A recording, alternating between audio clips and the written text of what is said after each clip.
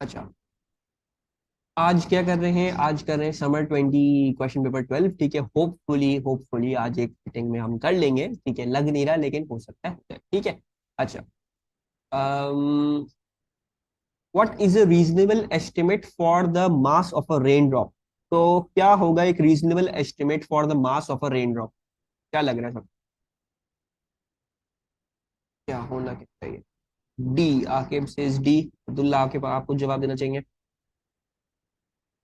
ठीक हो गया। दोनों बच्चे डी बोल रहे हैं, मुझे भी डी ही सही लग रहा है। That is correct.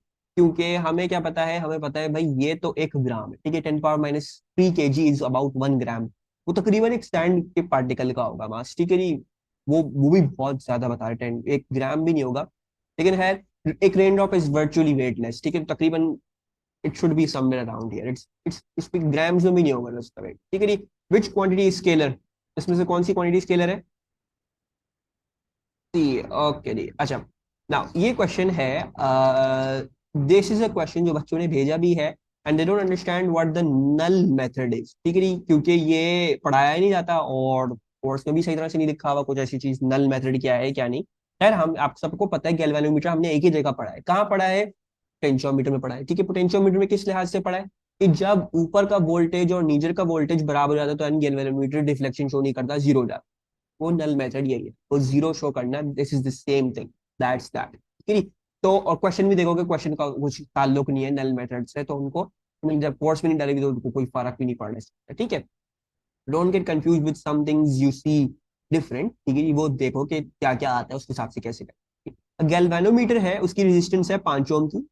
In order to protect the galvanometer from damage due to an excessive initial current, resistors of resistance 0.5 ohm and 1 kilo ohm are available. एक 0.5 का है, एक 1 किलो ओम का है। Which arrangement would provide this protect? तो ए B C D में से कौन सी आपको ऐसी अरेंजमेंट लग रही है जो प्रोटेक्ट कर लेगी गैल्वेनोमीटर को और गैल्वेनोमीटर खराब होने से बच जाएगा? क्योंकि करंट बहुत ज्यादा आ रहा है शुरू में, एक शुरू में करंट बहुत ज्यादा आता है तो उस वजह से गैल्वेनोमीटर खराब हो जाता है। We need to protect that galvan. How do you think we'll be protecting from using the arrangements A B C D? एक आंसर आया है। आंसर जो आया है बी आया है। ठीक है, and I agree with Aqib, B होगा। ठीक है जी। सबसे पहले तो ये देख रहोगे 0.5 ohm resistor in series with galvanometer. ठीक है, I hope we all agree कि इससे कुछ फर्क ही नहीं पड़ेगा। 5 ओम का था, वो 5.5 ओम रेजिस्टेंस कर दिया आर इफेक्टिव। करंट फिर भी उतना ही जाएगा, तकरीबन उतना ही जाएगा। 5 में 5.5 मिलाने को फायदा तो नहीं हुआ। इट्स एब्सोल्युटली यूजलेस, तो कुछ फायदा नहीं हुआ। ठीक है। The 0.5 ohm resistor in parallel with the galvanometer and this combination placed in series with the 1 kilo ohm resistor। ठीक है। असल में if you read this question for the यार ये 1 किलो ओम वाला सीरीज में डालना है ताकि करंट जो करंट क्यों आ रहा होगा, करंट इनिशियल करंट जो है वो किसी ना किसी वोल्टेज की वजह से आ रहा होगा। ठीक है। तो मसला ये है, we need a high enough resistance ताकि वो उस करंट को कम कर दे बहुत ज्यादा। ठीक है, बहुत ज्यादा इनिशियल करंट बहुत ज्यादा आता है, उसको कम करना है, तो we need to somehow get a very very good resistance, very very huge resistance in series. ठीक है। तो ये ऑप्शन हमें लग रहा है कि हाँ भाई 1 किलो रेजिस्टर सीरीज में लगाना है। ठीक है।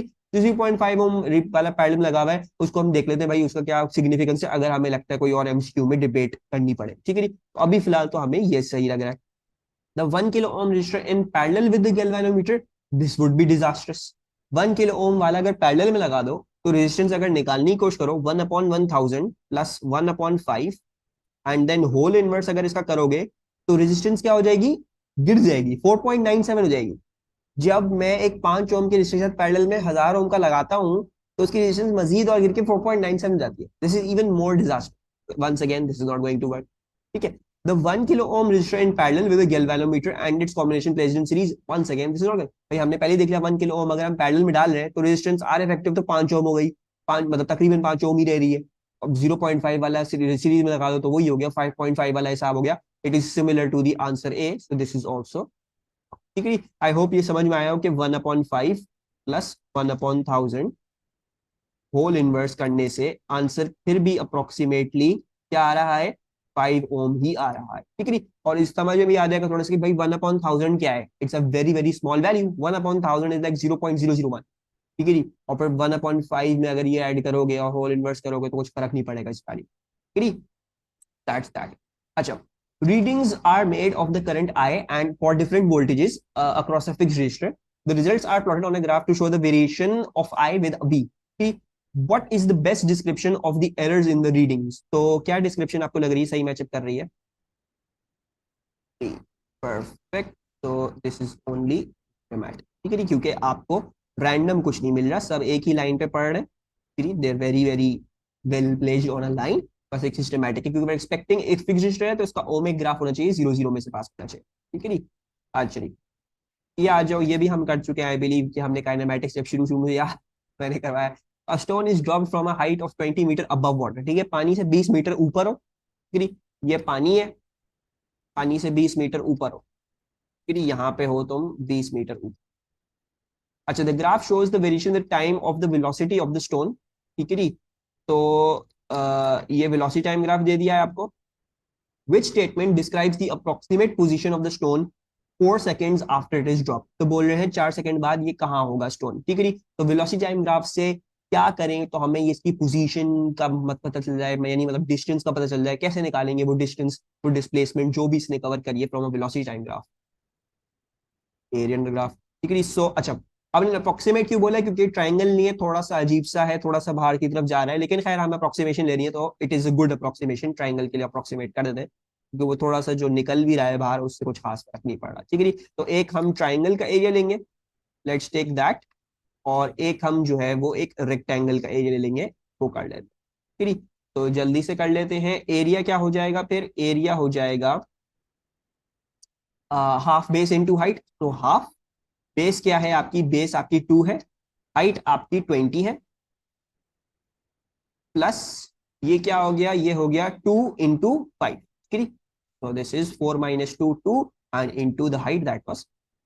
अच्छा, अगर हम सही तरह से देखेंगे तो ये मेरे हिसाब से हो गया 20 + 10 विच इज 30 मीटर. ठीक है. अब 30 मीटर नहीं है आंसर, कोई 30 मीटर इधर से नहीं आएगा. हुआ क्या है, ये 20 मीटर कवर करके, यानी मतलब इसने 30 मीटर कवर करी ना, तो नीचे गिर रहा है तो 30 मीटर कवर किए हैं. तो ये बेसिकली गिर के कहां तक आ चुका है, 10 मीटर पानी के अंदर नीचे आ चुका. ठीक है. It is now 10 meters below the water. ठीक है. तो अब थोड़ा सा देख के करेंगे हम. It is a distance of 10 meter above the surface of water. No, it is a distance of 10 meter below the surface of water. That is correct. It is a distance of 20 meter. That's wrong. It is a distance of 30 meter below the surface of the water. That is also wrong. ठीक है जी. actually now this one is a good question. ठीक है. I want you guys to try this. ठीक है जी. Before I start explaining anything, ठीक है जी, मैं question पढ़ देता हूँ, आप मेरे साथ थोड़ा ये ट्राई करो किस तरह से. A car X is traveling at constant speed U along a straight road. ठीक है. At time t equals 0, second car y is distance d0 behind car x and traveling at a speed v in the same direction. Speed v is less than speed. Speed v पहले less than थी. At time t equals to 0, car y begins to accelerate with a constant acceleration. ठीक है, constant acceleration से accelerate करना शुरू करती है. Car y overtakes car x at time t equals to t. Which graph best show the variation with time of the distance d between these cars? तो distance time graph इनका जो बीच में ये d0 और टाइम का जो graph है, ये d0 जो चेंज कर रहा होगा वो कैसा बनेगा, ए बी सी या D, what do you think? मेरे को कोई जवाब नहीं आ रहा. तो the answer to this is B, जो आकिब ने दिया. ठीक है जी. अब इसको थोड़ा समझ लेते हैं कि ये कैसे करके हमने देना है. ठीक है. अच्छा, now first thing is first, what's going to happen. ठीक है. u बड़ी थी v से, you know that this is greater than v at time t equals to 0. This is greater than v at time t equals to 0. ठीक है. तो शुरू में क्या होगा, क्योंकि v कम है, क्योंकि v कम है तो शुरू में डिस्टेंस बढ़ेगा. क्यों? क्योंकि अगर तेजी से जा रही है आगे और ये आहिस्ता आहिस्ता स्पीड पकड़ रही है, तो as long as this is travelling faster, तब तक डिस्टेंस बढ़ेगा. राइट. तो शुरू में क्या होगा, शुरू में what should happen is your d0 must increase, जो a और b दिखा रहे. ठीक है. इस लिहाज से c और d गलत हो जाएंगे. ठीक है. u ज्यादा है b से, v को टाइम लगेगा u तक पहुंचने के लिए और फिर u से ज्यादा इंक्रीज करने के लिए v को थोड़ा सा टाइम लगेगा, एक्सेलरेट कर रहा है ना वो, तो इट विल टेक टाइम.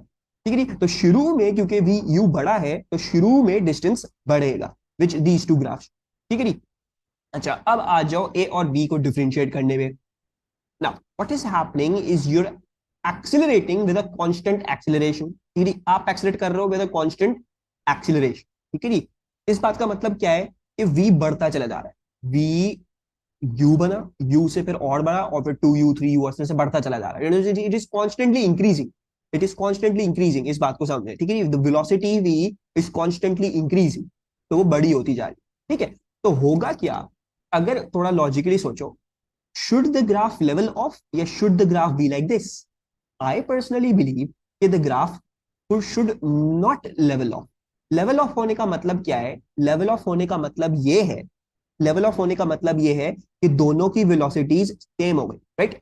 जब लेवल ऑफ हो गया मतलब ये आ गया आ गया आ गया आ गया इसके पास आ गया, तो अब ये लेवल ऑफ क्यों कर रहा होगा, मतलब ये जीरो पे लेवल ऑफ क्यों कर रहा है? Why is it levelling off at the zero, zero पे? वो इसलिए क्योंकि जब ये बढ़, इसकी स्पीड बढ़ी आते आते ये इसके पास आ गया, अब इसकी और इसकी स्पीड बराबर हो गई, राइट। और फिर ये दोनों साथ से चले तो इसलिए ये डी जीरो जीरो ही रह रहा है, that's what's this graph is showing. लेकिन ये गलत है, आपकी स्पीड रुकी नहीं है बढ़ना, आपकी स्पीड बकायदा पूरा वक्त बढ़े ही चली जा रही है, बढ़े ही चली जा रही है।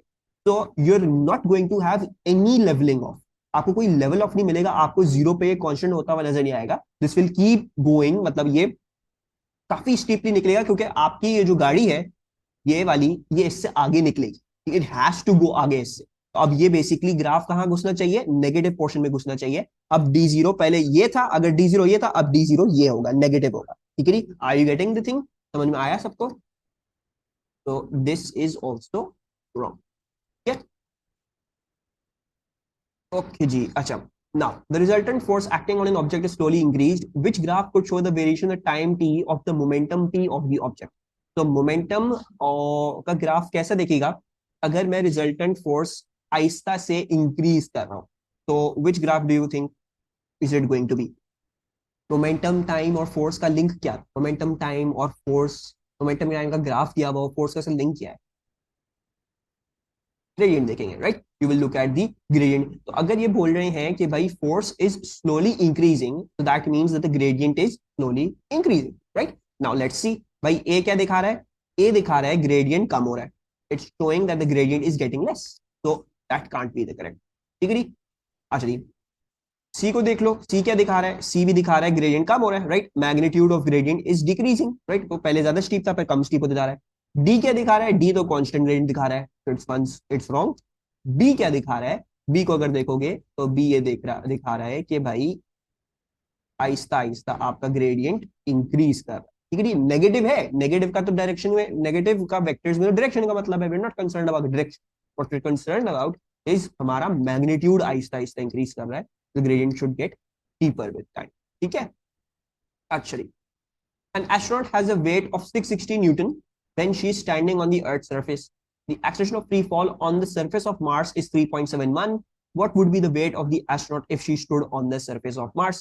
I believe this is very very easy. इसका मास निकाल लेते फिर उससे मल्टीप्लाई कर लेंगे, तो weight equals to mg।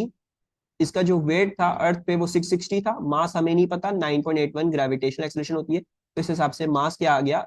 660 divide by 9.81 आ गया इस औरत का, ठीक है जी। अच्छा, मार्स पे 3.71 है, तो भाई अब उसका वेट निकाल लेते हैं मार्स पे। ये आ गया 660 अपॉन 9.81, और जो जी है मार्स का वो है 3.7।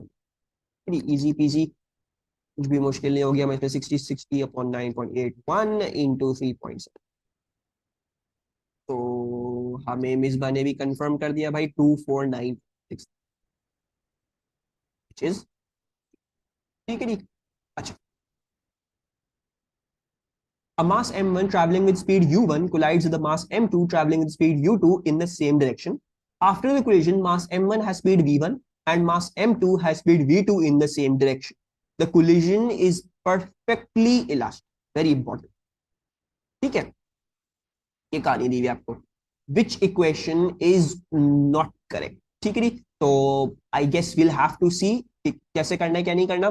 कुछ इक्वेशंस लग रही हैं कि like will just have to see, थोड़ा बहुत हमें देखना पड़ेगा, इसके अलावा तो हमारे पास कोई पास कोई तरीका नहीं है। तो ऐसा करते हैं, देख लेते हैं भाई, अगर हम मोमेंटम की कंजर्वेशन निकालें, for example if I put in momentum की कंजर्वेशन, तो भाई sum of initial momentums must be equal to the sum of final momentums, ठीक है।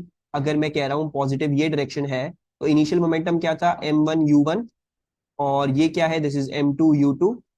फाइनल डायरेक्शन क्या है? वो है m1 v1 plus m2 v2, ठीक है जी।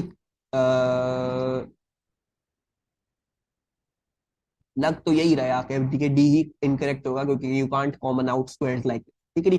थोड़ा सा देख लेते हैं फिर भी। अच्छा, ये क्या आ गया, ये आ गया। अच्छा, अब अगर हम देखें तो ये वाली इक्वेशन है, अगर मैं m1 को एक जगह ग्रुप कर दूं तो ये हो जाएगा u1 minus v1 equals to m2, और उधर जाके हो जाएगा v2 माइनस u2, ठीक है। तो ये वाली इक्वेशन तो ये बन रही है, बिल्कुल सही है, कोई मसले की बात नहीं। अच्छा, एक इक्वेशन याद करो, इलास्टिक कोलिजन आती थी, वो क्या कहती थी, वो कहती थी भाई u1 minus u2 equals to v2 minus v1, ठीक है। I don't have to consider any direct, मतलब डायरेक्शन तो कंसिडर कर रहे हैं, लेकिन मसला है सभी पॉजिटिव डायरेक्शन है, तो इसलिए मैंने ऐसी सी लिख लिया, ठीक है। अच्छा, एक इक्वेशन तो ये थी। अब इन्होंने कैसे लिखा हुआ है, इन्होंने लिखा भाई भाई इन्होंने लिखा हुआ है u1 और v1 को इधर लाया प्लस v1 कर दिया, और v2 और ये इधर v2 प्लस u2 कर, तो ये भी सही लग रही है जो हमारी इलास्टिक कोलिजन की इक्वेशन से आ रहा है, ठीक है। बाकी ये देख लेते हैं, ये मेरे ख्याल से ए आ जाएगी काइनेटिक एनर्जी कंजर्वेशन से, तो ये भी देख लेते हैं जी फाइनली। तो half m1 u1 square plus half m2 u2 square, ठीक है। मैं कोई डायरेक्शन नहीं देख रहा काइनेटिक एनर्जी के लिए क्योंकि उसमें देखने की जरूरत ही नहीं पड़ती। Half m2 sorry half m1 v1 square plus half m2 v2 square, ठीक है नी। अच्छा, अगर देखोगे हाफ हाफ हाफ हाफ सारे कैंसिल हो गए, और फिर क्या कर सकते हो, m1 को अगर सबको एक साइड पे ले जाओ तो क्या होगा, m1 u1 square minus m1 v1 square equals to m2 v2 square minus m2 u2 square, ठीक है। ये आ गई तो इसका मतलब ये भी ठीक है, तो इसका मतलब आंसर ऑब्वियसली डी होगा गलत। अगर देखना भी चाहो तो उन्होंने क्या किया है, ये क्यों गलत होगा, वो थोड़ा सा कंफ्यूज करना चाह रहे हैं। आप अगर इधर m1 कॉमन लेते हो, फिर if you take m1 common तो u1 square minus v1 square आएगा, ठीक है। It will not be u1 minus v1 whole square, you can't do that with this. तो m2 अगर कॉमन लोगे तो v2 square minus u2 square आएगा, this is the reasoning, ठीक है। अगर कोई बच्चे चला हो तो पहले देख लेना भाई ये स्क्वायरिंग जो इन्होंने कॉमन लिया हुआ है वही गलत किया हुआ है, ये हो ही नहीं सब, you would have just pointed out fast, ठीक है। मैंने सब कुछ करके दिखाया, दैट सबको समझ में आ रहा है। Let's do question number 10। अच्छा, क्वेश्चन नंबर 10 हम कर नहीं सकते हैं। अच्छा, a thin horizontal beam XY is freely hinged at point Y to a vertical wall. The beam is held stationary by cable XZ which is attached to the wall at point Z. ठीक है जी, तो XZ से cable से लगा हुआ है और ये वॉल से लगा हुआ है, ये हिंज, ठीक है जी, बीम है, जो भी ये सब चीजें बताएंगे। The beam supports a weight W at point X. The forces in the cable are the beam and the beam are FC and FB respectively.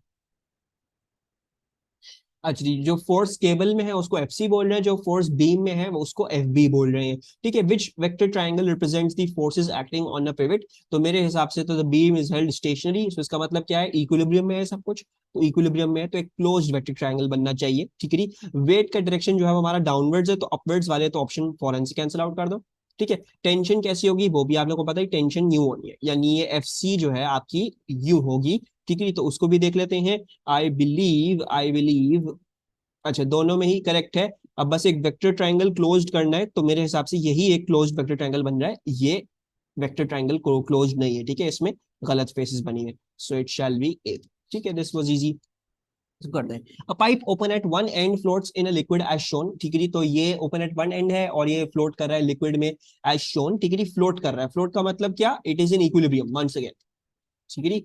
So equilibrium, the cross sectional area of the pipe is this much, the weight of the pipe is this much, what is the density of the liquid, तो I believe भाई वो ये बोलना चाह रहे हैं कि भाई देखो वेट है नीचे की तरफ, दूसरी फोर्स कौन सी होगी जिसको कैंसिल आउट करके आप इक्विलिब्रियम रख रहा है, what is the other force that I mark on it, upthrust, ठीक है। And there why will there be no drag force, drag force क्यों लगाऊं इस वाली के केस सिनेरियो में, no velocity, very good Alma, ठीक है। 32 इक्वल्स टू रॉ हमें ढूंढना है, एरिया हमारा क्या है, एरिया ये दिया हुआ 0.012, ठीक है। फिर 9.81, और इस एज हाइट एज में गड़बड़ करेंगे बच्चे, आपने हाइट एज लेनी थी जो सबमर्ज्ड है फ्लूइड में, the height as that is submerged in the fluid, not the height of the object, so you will be taking 0.30, ठीक है। और फिर कैलकुलेट कर लोगे, आप लोग के पास डेंसिटी आ जाएगी, ठीक है। तो कोई वैल्यू दे सकते हैं डेंसिटी की, क्या आ रही है, it is B, it's coming out to be 910 kilogram per metre cube according to Misbah, ठीक है जी। अच्छा, अब आ जाओ इधर, ये क्वेश्चन पढ़ो, इसका आंसर बताओ, मैं इतने ये खोल लूँ, ठीक है। अच्छा, ये क्वेश्चन क्या है, during interval of time fuel supplies energy X to a car, ठीक है जी। Some of this energy is converted into kinetic energy as the car accelerates, the rest of the energy Y is lost as thermal energy. What is the efficiency of the car? तो जो है वो efficiency क्या होगी? Efficiency होती है useful, जो भी है यूजफुल एनर्जी या यूजफुल पावर, इस केस में एनर्जी है, तो useful energy upon total energy. ठीक है जी. तो टोटल एनर्जी क्या है? टोटल एनर्जी तो ये है कि ये पूरी सप्लाई की जा रही है. ठीक है, this is the thing, that is the total. ठीक है. अगर मुझे यूजफुल ढूंढनी हुई तो मुझे वेस्टेज दिया हुआ है कितना हुआ हुआ है, तो अगर मैं टोटल में से वेस्टेज निकाल दूं तो मेरे पास यूजफुल आ जाएगी. सो बेसिकली एक्स में से अगर वाई निकाल दें तो हमारे पास यूजफुल आ जाएगी, और टोटल हमारी एक्स ही थी. So it shall be C as miss वासेस. ठीक है जी. अच्छा, in which situation is work done on an object? तो इसमें से चारों ए बी सी डी में से किस में वर्क डन हो रहा है ऑब्जेक्ट पे? अच्छा, कोई आंसर्स जो गलत लग रहे हो काटी लगा के बता सकते हो, अगर कि ये है तो गलत है, 110% श्योर है हम, ये हम नहीं करके आएंगे एग्जाम में marks. What answers do you think are 110% wrong? D is 110% wrong. Very good, Alma. Alma कहेंगे भाई एक ऑब्जेक्ट फ्लोट कर रहा है पानी में. ठीक है जी. तो फ्लोट कर रहा है अगर पानी में, तो डिस्टेंस तो जीरो ही है. इसका डिस्टेंस जो मूव कर रहा है जीरो है. It's stationary, right? It's floating. Float कर रहा है अपनी जगह पे, तो डिस्टेंस जीरो है, तो वर्क डन भी क्या होगा? जीरो होगा. ठीक है, बिल्कुल बात सही बोली अल्मा ने. और कोई ऑप्शन जो गलत लग रहा है? बी भी गलत है, बिल्कुल सही है, बी भी गलत है. भाई एक बंदा है, वो एक ऑब्जेक्ट को यूं पकड़ा हुआ है हाथ में. ठीक है, तो कोई वर्क डन कर रहा है ये? नहीं. अगर ये वर्टिकली कुछ मूव नहीं कर रहा, अगर फोर्स इसकी वेट डब्ल्यू है डाउनवर्ड्स, अगर इसको वर्टिकली मूव करवाएगा तो होगा काम, वरना नहीं होगा. तो this is also once again work done is zero, because as D is zero. ठीक है, there is no distance moved in the line of action of the force. तो बी भी गलत है, बिल्कुल सही. ठीक है. अच्छा, ए भी गलत होगा. ए क्यों गलत होगा? The object slides with a constant velocity along a horizontal frictionless surface in a vacuum. ठीक है नी. यानी ना कोई फ्रिक्शन है, ठीक है, ना कोई ड्रैग फोर्स है, वैक्यूम है, फ्रिक्शनलेस सरफेस भी है, फ्रिक्शन भी नहीं है. ठीक है नी. तो कोई ओपोजिंग फोर्स तो है ही नहीं. ठीक है, सबसे पहली बात तो ये. ठीक है. और कांस्टेंट वेलोसिटी क्या बोल रही है भाई? ये चीज इक्विलिब्रियम में. मतलब ये हुआ कि ये बिल्कुल एक फ्रिक्शनलेस एनवायरनमेंट, मतलब ये था कि इसको स्पेस, सपोज करो स्पेस में छोड़ दिया हमने. ठीक है, स्पेस में कोई टेबल लगा के बिल्कुल फ्रिक्शनलेस हमने इसको छोड़ दिया, और हल्का सा टच करेंगे तो ये कांस्टेंट वेलोसिटी चला जाएगा, चला जाएगा, चला जाएगा, तो उस पर काम नहीं हो रहा. उसको जो इनिशियल वेलोसिटी थी बस वो उस पर ही चलता गया, क्योंकि इक्विलिब्रियम में there is, once again there is, इसमें कोई फोर्स नहीं है, देयर इज नो फोर्स. इस वाली केस में देयर इज नो फोर्स, तो यहाँ पे आपकी फोर्स इक्वल्स टू जीरो है, and that is why your work done will zero. ठीक है जी. अच्छा जी, और सी कैसे करेक्ट है? सी ऐसे करेक्ट है कि a person pushes the object up a frictionless ramp. ठीक है जी. अच्छा, तो ये देख लें आप कि भाई ये क्यों होगा? ये इसलिए होगा बिकॉज अगर ये कोई फ्रिक्शनलेस रैंप है, yes there is a force applied and a distance move. ठीक है जी. फ्रिक्शन नहीं है, there is no friction, but there is still m g sine theta. M g sine theta तो है ना. और दूसरी बात ये, उन्होंने ये तो बताया नहीं है इक्विलिब्रियम है या नहीं है, कांस्टेंट वेलोसिटी, कुछ भी ऐसे नहीं बताया. तो खैर जो भी कर रहा है ये बंदा, he is applying a force and it is moving some distance D. तो there has to be work, work needs to be done in this case. ठीक है. So this is the case in which you are doing the work, so it will shall be C. अच्छा, अब क्या है? A spring is attached to at one end to a fixed point. A mass is then hung from the other end of the spring. The spring has extension x when the system is in equilibrium. ठीक है जी. अच्छा, क्या है? Spring है. ठीक है जी. Spring पे मास लगाते हैं, छोड़ते हैं, तो इक्विलिब्रियम में कब आता है? जब एक्सटेंशन x होती है इसकी. ठीक है जी. इक्विलिब्रियम में x जब आता है, जब इसकी एक्सटेंशन x होती है, यानी उस पॉइंट पे जाके वो इतना एक्सटेंड कर जाता है कि नीचे का वेट जो है, the weight w downwards is equal to the tension t upwards. ठीक है जी. अक्सर बच्चों को ये बात समझ नहीं आती कि स्प्रिंग पे जब वेट लगाते हैं तो स्प्रिंग को हमेशा कुछ ना कुछ वैल्यू एक्सटेंड करना पड़ेगा, क्योंकि अगर वो एक्सटेंड नहीं हुआ होगा तो इसमें टेंशन नहीं होगी, तो कोई ओपोजिंग फोर्स नहीं होगी वेट को कैंसिल आउट करने की. तो एक स्प्रिंग हमेशा जब भी इस पे मास लगा हुआ होगा ना, तो वो हमेशा एक्सटेंडेड ही होगा, अपनी ओरिजिनल लेंथ पे नहीं होगा, because it has to have some tension to cancel out the weight. ठीक है जी. The variation of the tension in the spring with its extension is shown on the graph. Tension का extension x force is directly proportional to extension, वो यहीं पे बिल्कुल हमारे पास है. Which statement is correct? तो आपको ए बी सी डी में से कौन सी स्टेटमेंट करेक्ट लग रही है? अगर कोई करेक्ट नहीं लग रही है तो कौन सी ऐसी है जो आपको 110% लग रही है कि भाई ये गलत होगी?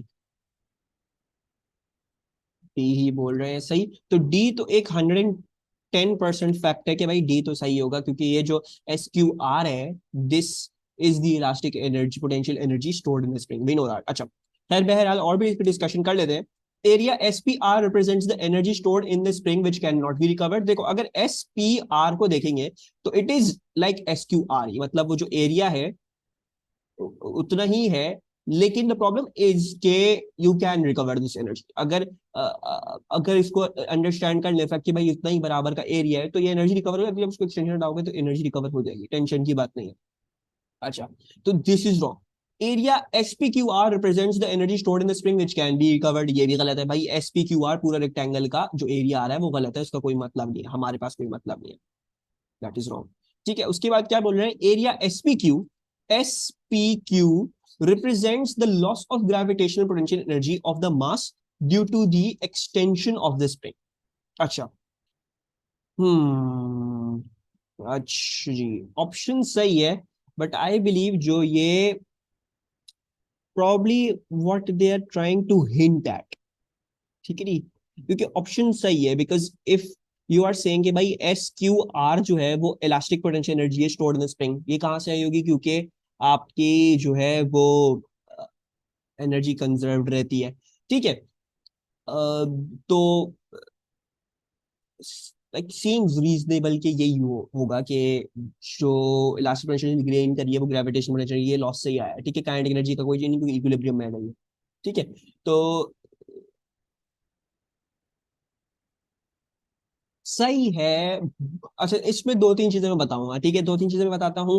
वी ऑल नो हमें डी तो हमें 110% क्लियर है, मैं थोड़ा सा बता दूं बस, थोड़ा सा इसमें कंफ्यूजन ना हो बाद में। देखो SPQ, सबसे पहले तो ये area the graph, area under the graph नहीं है, although it is equal to this area. एक तो रीजन ये है कि maybe we can repute it for that. दूसरी बात ये है कि देखो maybe perhaps this spring has some energy loss, friction तो है हर जगह, ठीक है। तो अगर हम एक बिल्कुल परफेक्ट वर्ल्ड केस सिनेरियो देख रहे हो, जो रियल लाइफ केस सिनेरियो, उसमें कुछ ना कुछ एनर्जी ग्रेविटेशन पर जुड़ेगी, गर्माहट में भी जाएगी, कुछ ना कुछ हद तक तो जाएगी, क्योंकि फ्रिक्शन के अगेंस्ट, ड्रैग फोर्स के अगेंस्ट कुछ ना कुछ काम कर रहे हैं। So on basis of that we can say भाई दिस इज एम्बिगुअस, एम्बिगुअस। उसके लिए इतनी इन्फॉर्मेशन नहीं है उसको, बिल्कुल सही सही है बात, बिल्कुल पक्की है, लेकिन हमें पता है भाई डी 110% पक्का है, तो हम उसमें करके आ रहे हैं। ठीक है, अच्छा, आ जाओ अब इधर। An escalator in an underground station has 25 people standing on it and is moving with the speed of 4.3 meter per second. The average mass of a person is 78 kg and the angle of the escalator to the horizontal is 40 degree. What is the minimum power required to lift these people? Actually, so this is an escalator that is at an angle of 40 degree. ठीक है, let's assume जो ये 25 लोग हैं, ये 25 लोग एक ही जगह कॉन्सेंट्रेटेड है लाइक अ ब्लॉब, एंड उनका जो है 25 लोग हैं और हर बंदे का वेट जो है वो 72 kg, 78 kg। सो मास असल में क्या है, 25 × 78 है, जो इधर है, दिस इज द मास है। अच्छा, ये आ जाएगा, इसको हम थोड़ा साइड में रख देते हैं। अच्छा, क्या बोल रहे हैं फिर, हमें बोल रहे हैं स्पीड से चल रहे हैं 4.3 की स्पीड से, so we are moving with the speed of 4.3 upwards, so velocity equals to 4.3। दूसरी बात, इस बात को मेक श्योर करो कि यू अंडरस्टैंड कि कांस्टेंट वेलोसिटी है, so this must be in equilibrium. ठीक है, दिस इज इन इक्विलिब्रियम,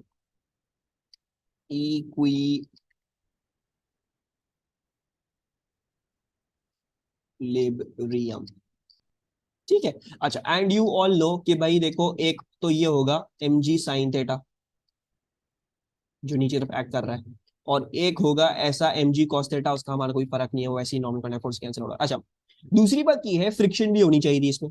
ठीक है, we should all be also be marking friction, but they haven't told us anything about friction. उन्होंने friction के बारे में कुछ बताया ही नहीं कि मैं फ्रिक्शन को भी मार्क करूं, और फिर कहूं कि भाई जो फॉरवर्ड फोर्स होगी वो इन दोनों के सम के बराबर, उन्होंने बताया ही नहीं फ्रिक्शन क्या है। दूसरी बात उन्होंने बोली मिनिमम पावर निकाल दो, तो परहैप्स उन्होंने फ्रिक्शन इसीलिए नहीं दी क्योंकि वो चाह रहे हैं कि भाई फ्रिक्शन के बगैर वाला ही मिनिमम से मिनिमम निकाल दो, फ्रिक्शन हम ले ही नहीं रहे। ठीक है, so I am just going to say भाई जो ये आगे की ड्राइविंग फोर्स है, ये वाली जो F है, this is actually equals to mg sin theta. ठीक है, F equals to mg sin theta, and then what we can do is force into velocity से पावर आ जाएगी, so I am just going to finally plug it into this. So m क्या है, m is 25 × 78, ये पहले लिख लो, FV।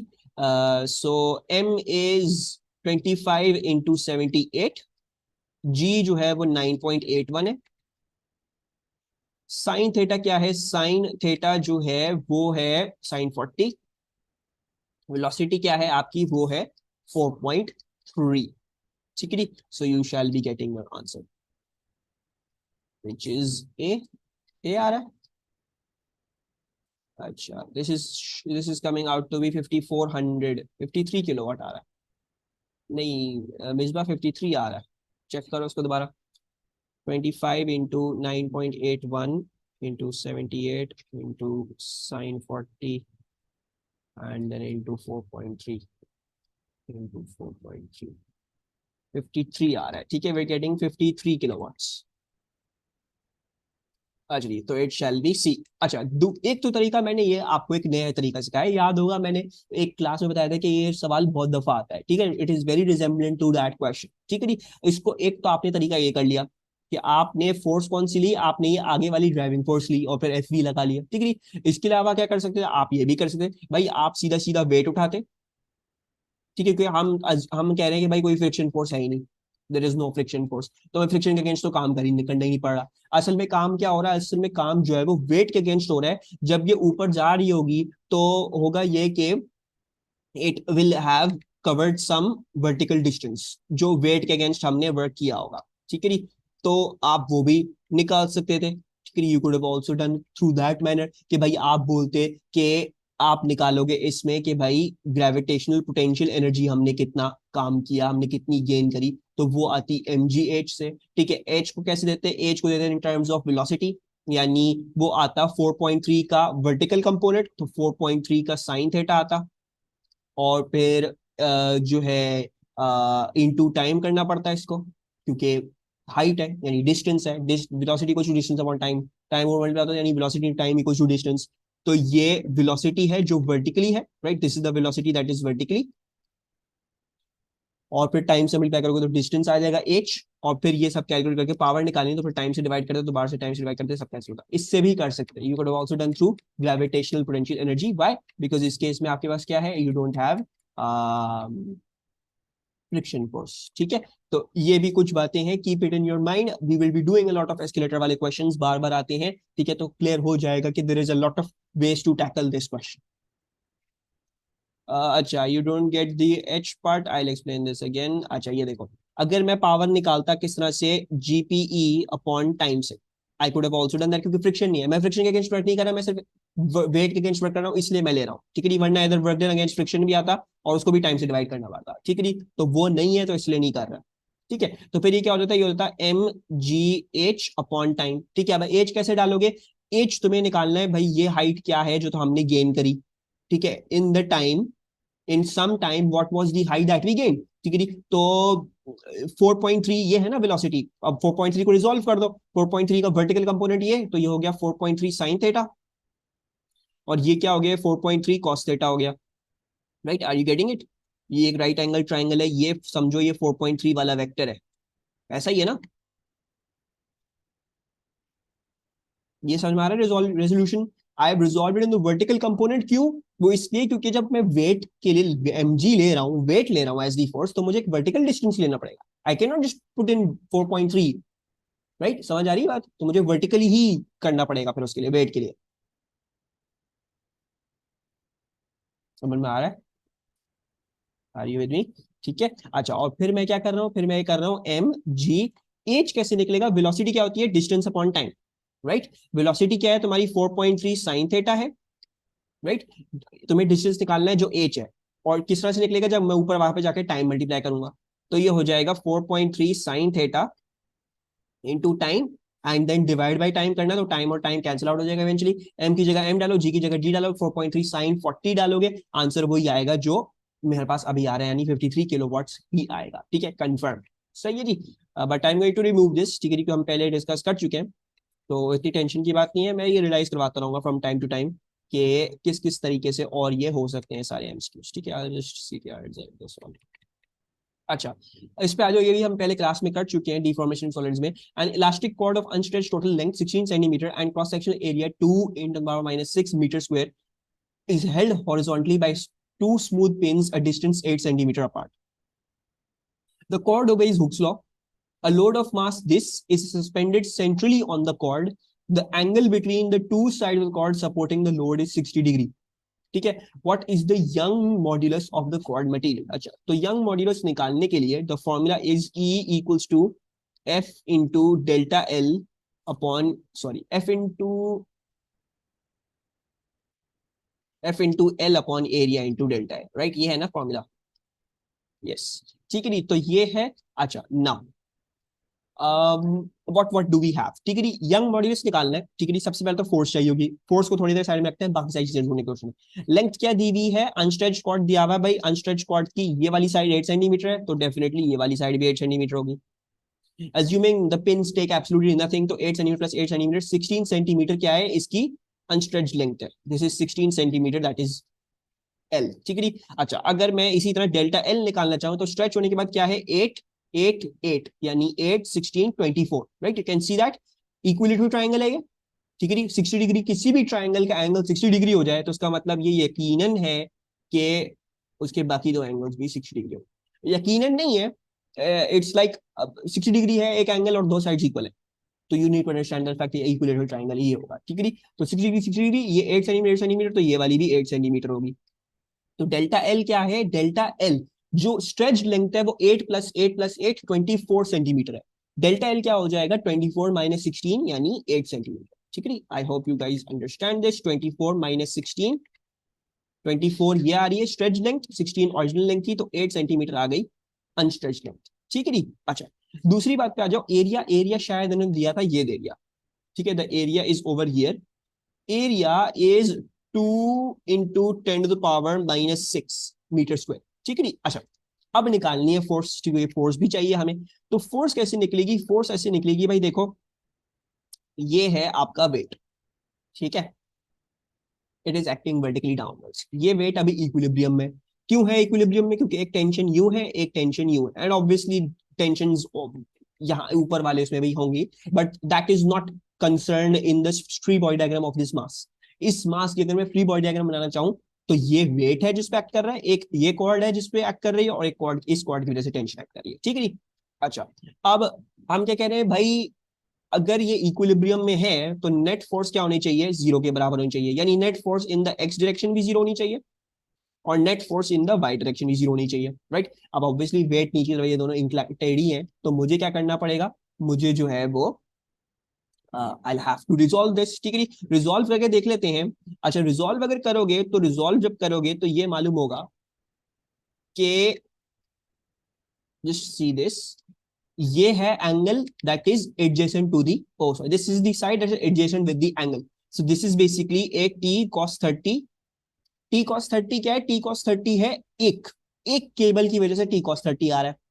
दूसरी cable को भी रिजॉल्व करूंगा तो टी कॉस 30 वर्टिकली आएगा। सो बेसिकली जो पूरी अपवर्ड फोर्स है जो कैंसिल आउट कर रही है वेट को, दैट इज 2t cos 30। ठीक है, and I am also not going to neglect, भाई यहाँ पे दो और हॉरिजॉन्टल कंपोनेंट्स भी हैं टेंशन की, ऐसी बात नहीं है कि हम उसको निग्लेक्ट कर रहे हैं, लेकिन उनको लेने का कोई फायदा नहीं होगा। वो क्यों नहीं होगा? क्योंकि ये है t sin 30। ठीक है, ये 30 भी समझ लो, ये 30 डिग्री आधा हो गया, ये 30 डिग्री आधा हो, और ये क्या है? ये भी t sin 30 है, राइट? ये कैसे आ रहे हैं? ऑपोजिट है, राइट? ये ऊपर अगर ले आऊं यहाँ पे तो ऑपोजिट में नजर आ रही है एंगल के।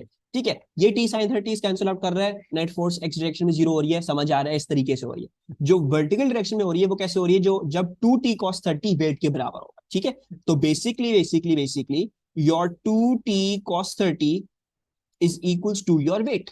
ठीक है। अच्छा, ना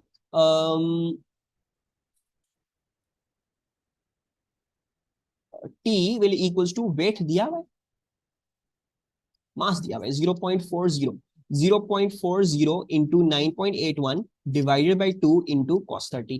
इससे आ जाएगी टेंशन, और फिर हम सारी चीजें प्लग इन कर देते हैं इनटू दिस फॉर्मूला। ठीक है, कोई टेंशन बता रहा है क्या आ रही है? 2.26, 2.27 नहीं आ रही, या 2.26 आ रही है? यंग मॉड्यूलस इज 2.27 है। ठीक है, ओके, 2.27। अच्छा, 2.27। ओरिजिनल लेंथ क्या थी? 16 थी, 16 थी। एरिया क्या था? 2 × 10⁻⁶, 2 × 10⁻⁶। एक मिनट में एक चीज कंफर्म कर लूं, ऐसा यूनिट्स में डाल रहे हैं कि नहीं डाल रहे हैं हम? 16 क्या था, सेंटीमीटर्स में था, ये मिस्टेक कर रहे थे, 16 - 2 ये डालना है। एरिया किस में दिया हुआ था, मीटर स्क्वायर में दिया हुआ था, कोई मसले की बात नहीं है। डेल्टा एल भी आई बिलीव सेंटीमीटर्स में था, तो इसको भी कन्वर्ट करना पड़ेगा, यानी 8 × 10⁻⁻²। ठीक है, ये और ये कैंसिल, ये हो जाएगा 2, ये हो जाएगा 1, और ये भी कैंसिल कर सकते हैं। So basically it's going to be 2.27/10⁻⁻6, which is coming out to be, yes, Young modulus मेरे पास आ रहा है 2270000। So that's 1 2 3 4 5 6, so that's 2.3 into 10⁻6। ठीक है, ये क्वेश्चन नंबर कौन सा था, this was 18। Let's do 2 more, फिर मेरे एक क्वेश्चन आगे रह गया, वो कराना है। अच्छा, a student is investigating the mechanical properties of a metal. He applies different loads to a long thin wire up to its breaking point. The and measures the extension of the wire for each load. He then plots a graph of stress against strain. ठीक है, stress का strain against graph बनाया। The student repeats the experiment with a wire made from the same metal with twice the original length and half the diameter. ठीक है, तो क्या हुआ, पहले कुछ उसने किया, ये लगा, फिर उसने क्या किया, उसने उसी मटेरियल का क्या उठाया, वायर उठाया, twice the original length and half the diameter कर दिया। ठीक है, कह रहे हैं आप बता दो कौन सा ग्राफ हमें ऑब्टेन होगा। ठीक है, I am going to zoom out a bit, ठीक है, ताकि आप लोगों को सारी स्क्रीन नजर आए, थोड़ा सा जूम इन शायद करना पड़े। These are both graphs, twice the original length and half the diameter. What do you think the answer is going to be? Any ideas को कैसे करेंगे? The hint to this is don't think too much. ठीक है, don't think too much, it's very straightforward. Very good. Misbah says it's B. Why is it B? Because you have got the same metal. Same metal का मतलब क्या था? The young modulus is same. Young modulus same होने का मतलब क्या है? Young modulus क्या था? It was the ratio of the stress to strain. So basically you're saying कि भाई stress to strain का ratio वही आ रहा है. Stress और strain का ratio वही आ रहा है। सो अगर ऐसी बात है, why would the graph change? It has to look something like that one, क्योंकि उसका स्ट्रेस टू स्ट्रेन रेशियो तो वही है। तो हर पॉइंट पे जो पॉइंट डिफाइन हो रहा है, हर पॉइंट का अगर रेशियो निकालेंगे तो वही आना चाहिए, तो इसका मतलब वही रीडिंग होनी चाहिए, right? You getting it? I hope समझ में आया हो। अच्छा, let's do question number 20। Which statement describes what is meant by the plastic deformation of material? तो A B C D में से कौन सा डिस्क्राइब कर रहा है what is plastic deformation? B. Very good. So it is going to be B. ठीक है जी। अच्छा, एक क्वेश्चन ये रह गया था, इसको भी कर लो। ये रह गया था। This isn't also a hard question, आसान है। A bicycle pedal is connected to a pivot by a metal bar as shown. ठीक है, पिवट से ये बाइसाइकिल पेडल लगा हुआ है, इस पे 460 न्यूटन लग रही है। The force on the pedal 60 Newton downwards, what is the moment of this force about the pivot? Pivot ये रहा, इसका मोमेंट निकालना है। तो फोर्स दिए हुए, बहुत सारे डिस्टेंसेस दिए हुए, आप लोग मुझे मोमेंट कैलकुलेट करके बताओ क्या आ रहा है। वेरी गुड अल्मा, अल्मा ने बिल्कुल सही जवाब दिया। How are you going to do that? आप फोर्स लेते हो और फोर्स का परपेंडिकुलर डिस्टेंस लेते हो फ्रॉम द पिवट, फोर्स की लाइन ऑफ एक्शन का परपेंडिकुलर डिस्टेंस। सो 60 का परपेंडिकुलर डिस्टेंस क्या है? 16 है from the pivot. So 60 into 6/2, that equals to 9.6 Newton meter. अच्छा, a transverse wave is moving along a rope. 2 points x and y on the rope are a quarter of a wavelength apart from each other. ठीक है, transverse wave है, they've not told this is a transverse stationary wave. This is a transverse progressive wave. They haven't told that. See, this is very important. उन्होंने बोला transverse का मतलब ये नहीं है प्रोग्रेसिव है, ये इसका मतलब ये नहीं स्टेशनरी है, उन्होंने कुछ बोला ही नहीं। ठीक है, 2 points x and y on the rope are a quarter of a wavelength apart. Quarter wavelength से आउट है।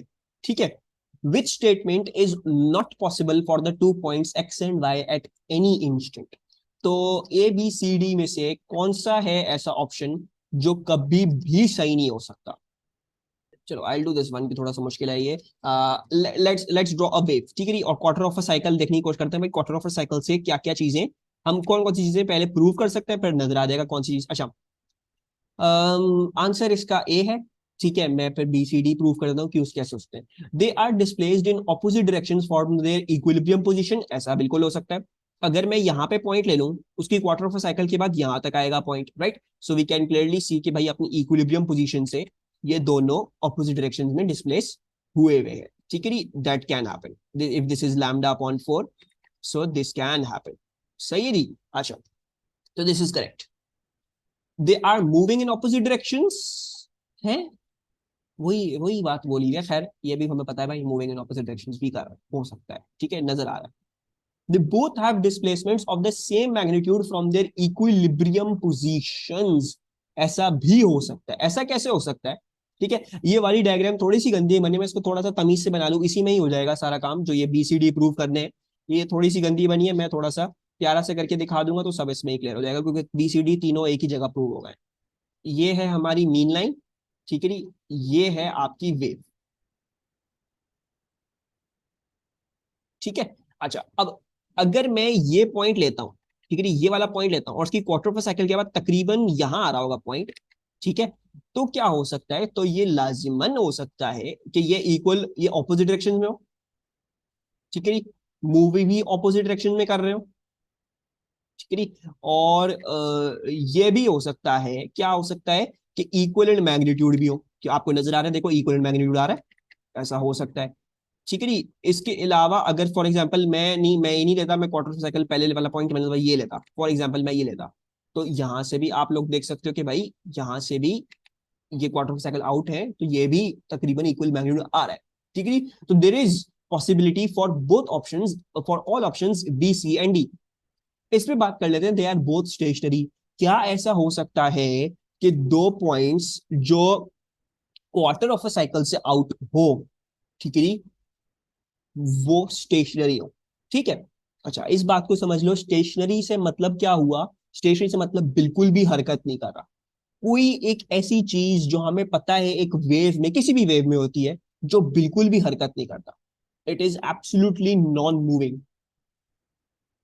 इन एनी वेव टर्मिनोलॉजी कोई ऐसा हमारे पास टर्म है जो कहता है भाई ये चीज हो, तो it is an a point, there is no displacement और मिनिमम डिस्प्लेसमेंट, या स्टेशनरी है वो पॉइंट? कोर्स में कोई भी ऐसी चीज, something starting with letter N? Node, very good. So node, इधर बात हो रही है नोड की, सिर्फ नोड होता है स्टेशनरी, और कोई पॉइंट स्टेशनरी नहीं होता, ठीक है जी? ट्रांसवर्स जो प्रोग्रेसिव वेव थी वो क्या थी? वो चलती रहती है, तो जब तक वो पॉइंट्स में से जाती रहेगी तो वो सबको डिस्प्लेस करती जाएगी, और वो कोई भी पॉइंट किसी भी पॉइंट पे स्टेशनरी नहीं होगा, उसको कहीं ना कहीं जाना है इन द नेक्स्ट इंस्टेंट भी, ठीक है? स्टेशनरी कौन से पॉइंट्स होते हैं? सिर्फ नोड वाले होते हैं, वो नहीं हिलता अपनी जगह से, वरना एंटी नोड पे जो पॉइंट्स है, एंटी नोड से थोड़े राइट लेफ्ट भी जो है, नोड जो पॉइंट नहीं है वो भी हर वक्त डिस्प्लेस होते रहते हैं, they never stationary. The only stationary points are nodes, and we for 110% know कि भाई नोड टू नोड जो होता है वो होता है आधी cycle, it is half lambda. तो they would always be half lambda apart, they would be 1/2 lambda apart. ऐसा हो ही नहीं सकता कि node to node quarter lambda का डिस्टेंस आ रहा, तो ऐसा हो ही नहीं सकता कि आप क्वार्टर लैम्डा का डिस्टेंस लो और आपके पास दो पॉइंट स्टेशनरी आ रहे हैं। So therefore A shall be wrong, ठीक है? I hope I was able to explain this clearly. आ जाओ अब 22 पे कोई कंफ्यूजन हो तो do let me know. Two progressive waves meet at a fixed point P, the variation in the time of the displacement of each wave at point P is shown in the graph। ठीक है, displacement time graph दिया हुआ है। What is the phase difference between the two waves at point P? मैंने कोई formula पढ़ाया था to find the phase difference. Any formula you guys remember? I would suggest using the formula in this case. चलो मैं बताता हूँ। अच्छा, मैं वो फॉर्मूला क्यों यूज करूंगा? क्योंकि मुझे इसमें ये अपेरेंट नहीं है कि, वेरी गुड मिसबा, मेरे मुझे इसमें अपेरेंट नहीं है कि ये आधी साइकिल से आउट है, क्वार्टर साइकिल से। I can not see that clearly, ठीक है? आप लोग खुद भी देख लोगे, आपको नहीं समझ आ रहा होगा ये क्वार्टर साइकिल से आउट है क्या है क्या नहीं, ठीक है? सो वेरी गुड, दोनों जो आंसर्स आए भाई, फेज डिफरेंस कैसे निकलेगा? वो निकलता है एक डिस्प्लेसमेंट टाइम ग्राफ में से, it comes out to be delta T upon the whole time period into 360 degree, ठीक है? अब आपने क्या करना है, आपने दो पॉइंट्स इन फेज उठाने, कोई भी दो पॉइंट्स इन फेज उठा लो, आपकी मर्जी है। I am going to pick this point, ये वाला, I am going to pick this point, ये वाला, ठीक है? ये दो पॉइंट्स उठा लो, ठीक है? अब दूसरी बात मेक श्योर करना है कि जब दो पॉइंट्स उठा रहे हो फेज में तो वो कंसेक्यूटिव हो, ये नहीं हो आप ये वाला पॉइंट उठा रहे हो और फिर ये वेव आगे जाके आप नहीं, यहाँ पे कोई पॉइंट नहीं, नहीं उसके बाद सीधा वाला, ठीक है? नहीं, अच्छा, दोनों डिफरेंट वेव्स पे, इन दोनों के बीच में गैप क्या है? 0.6 माइनस 0.3। टाइम पीरियड क्या है हमारा? हमारा टाइम पीरियड है अगर इसका देख लोगे तो 0.8 आ रहा है, ठीक है, तो दोनों का वही होगा वरना फेज डिफरेंस आ नहीं सकता, और 360 degree. So we are getting 0.6 minus 0.3 divided by 0.8 into 360, which is coming out to be a 135 degrees. सही है जी? अच्छा जी, okay. A microphone connected to the Y plates of a cathode ray oscilloscope is placed in front of a loudspeaker. The trace on the screen of the CRO is shown. ये CRO के screen पे trace आ रहा है, ठीक है जी. The time based setting is 0.5 millisecond per centimeter and the Y plate sensitivity, if we took the amplitudes then आप बोल रहे हो क्रेस्ट वाले, if we took the crest वाले points, क्योंकि हमने एम्पलीट्यूड ही लिया है, हाँ क्रेस्ट वाले बोल रही है ना, तो क्रेस्ट जो है अगर ये लेते हैं, देखो इधर नहीं पता वो क्रेस्ट कहाँ है, तो I am not going to take this crest, मैं फिर ये वाली लेता और इसके नेक्स्ट कंसेक्यूटिव में ये उठा लेता, ठीक है. ऑफ मीन 1.0 माइनस 0.7, देख लोगे 1 में से 0.7 निकालोगे वही आएगा 0.3 ऊपर, फिर डिवाइड होगा 0.8 से 3 अगेन 135 ही आएगा आंसर, ठीक है. Even Alma you can do this, आप ये 0.1 वाला उठाओ इस वेव का, ठीक है, ये है वो पॉइंट जब वेव नीचे जाने लगती है, और फिर इस वेव का भी आप उठा लो वो पॉइंट जब ये नीचे जाने लगती है, 0.4 माइनस 0.1 माइनस 0.2, 0.2, ये वाला क्यों नहीं, ये वाला इसलिए नहीं. अच्छा चलो मैं ये भी बताता हूँ, ये भी सुन लो. You will not be wrong by taking this 0.2, ठीक है, लेके देख लो, टेक दिस 0.2, ठीक है, वो 1.0 लो, ये 0.2 और ये 0.7 लो, और फिर हम डिफरेंस निकालते हैं. 0.7 minus 0.2 divided by 0.8 and then into 360, you get an answer of 225 degrees. This answer is also not wrong. This is also a correct answer. ठीक है, ये आंसर गलत नहीं है, ये भी आंसर ठीक है, but the problem is this is not an option over here. सही है, समझ रहे हो इस बात को, ठीक है.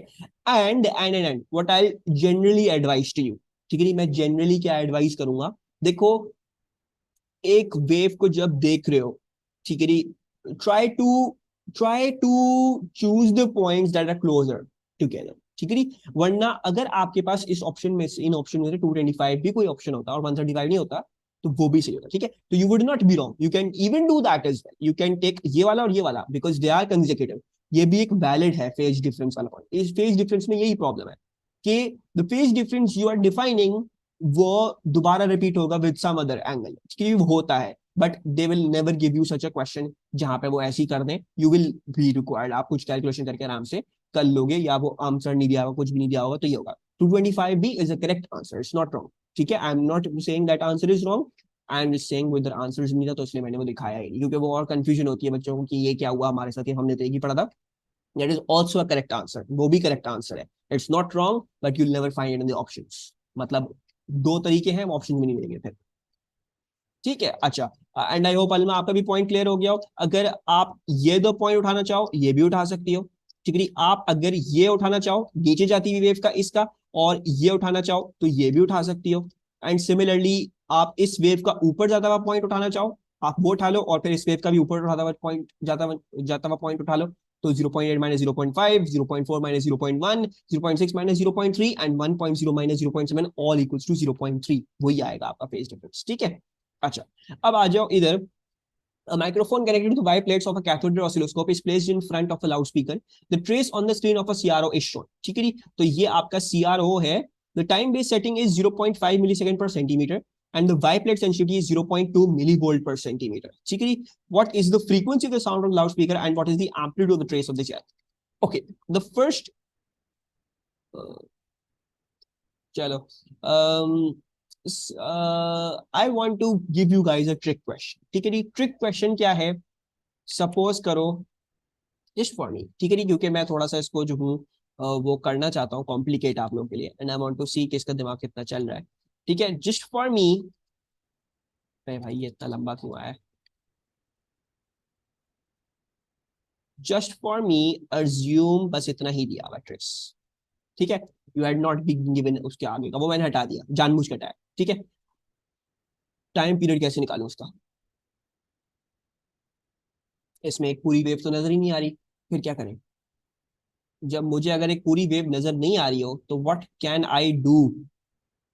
Crash to trough. Very good, very good. Alma, Alma कह रही है भाई आपको अगर पूरी वेव नजर नहीं आ रही, आपको ये तो पता है कि crest to trough is half the time period, it's going to be half the time period because half cycle गुजरी उसमें। So basically what you need to understand is 1 2 3 three boxes are half t, ठीक है जी, they are half T.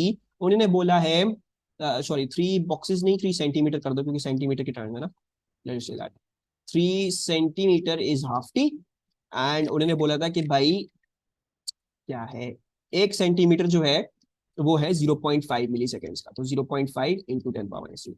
And now you can unitary method and do that, ठीक है जी। ऐसा question आ सकता है, they made this question a bit lenient क्योंकि उन्होंने ये बॉटम मोस्ट पॉइंट दे दिया था, ठीक है जी। मैंने इसको हटा के इसलिए करवाया ताकि एक चीज हमें दिमाग में रहे कि ऐसा भी आ सकता है, इसमें या ना हम कंप्लीट ब्लैंक हो जाए, ऐसा सवाल भी आ सकता है। 1 is 3 into 3 into 2. So I am getting a time period of 3 into 10 to the power minus 3। अगर मैं फ्रीक्वेंसी निकालना चाहूं तो 1/3 into 10 to the power minus 3 आ रही है, which is 333 हर्ट्ज, ठीक है।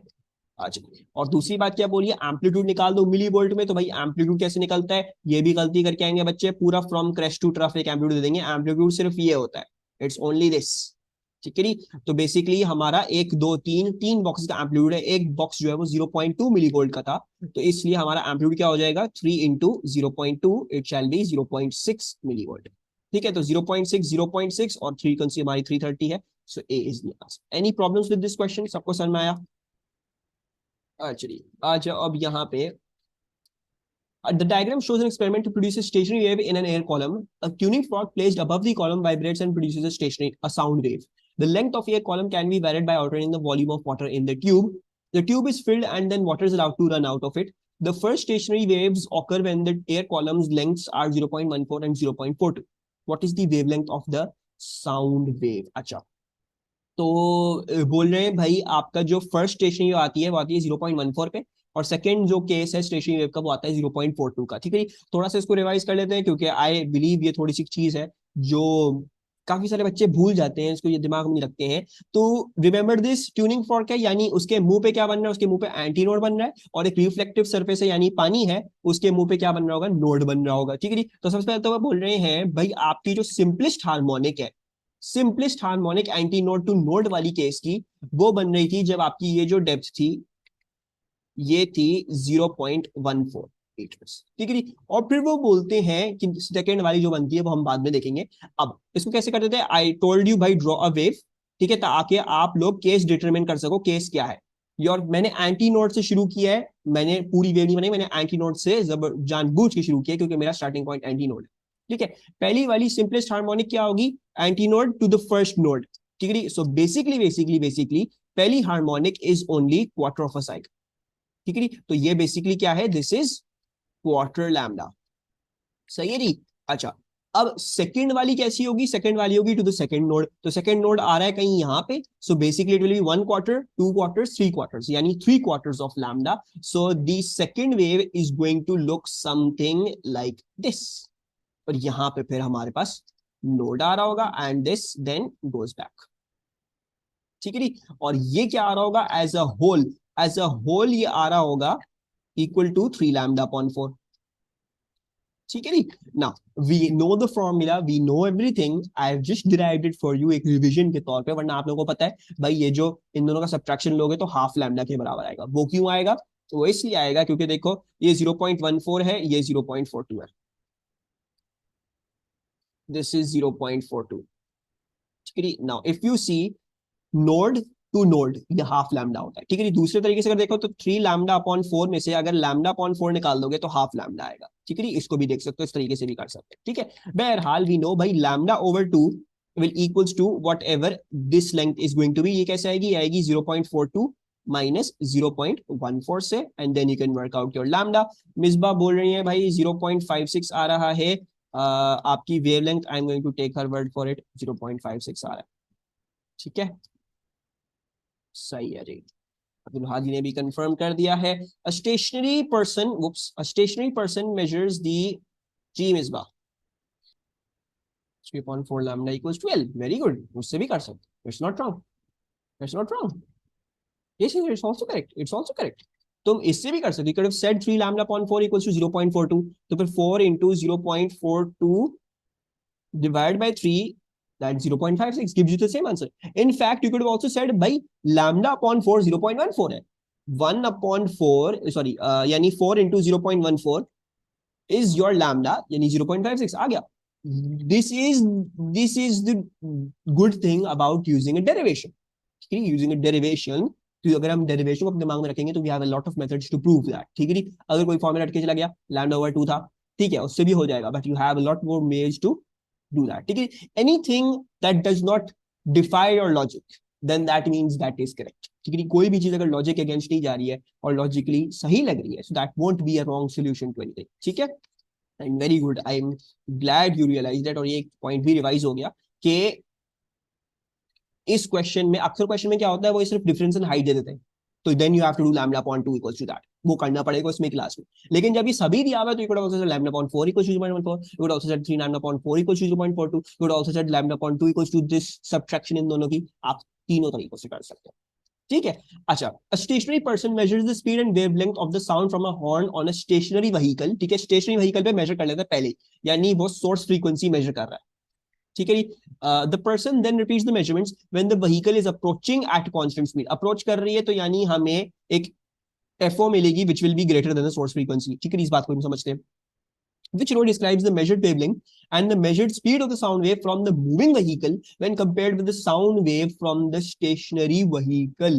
तो if we are getting an FO that is higher, हमें पता है कि भाई F जो है वो inversely proportional होता है lambda के। So if we're getting F high, then your lambda will be smaller. So we are expecting a shorter lambda and the speed of sound would not change, speed of sound वही रहती है, so it has to be same, so it shall be option D, ठीक है जी।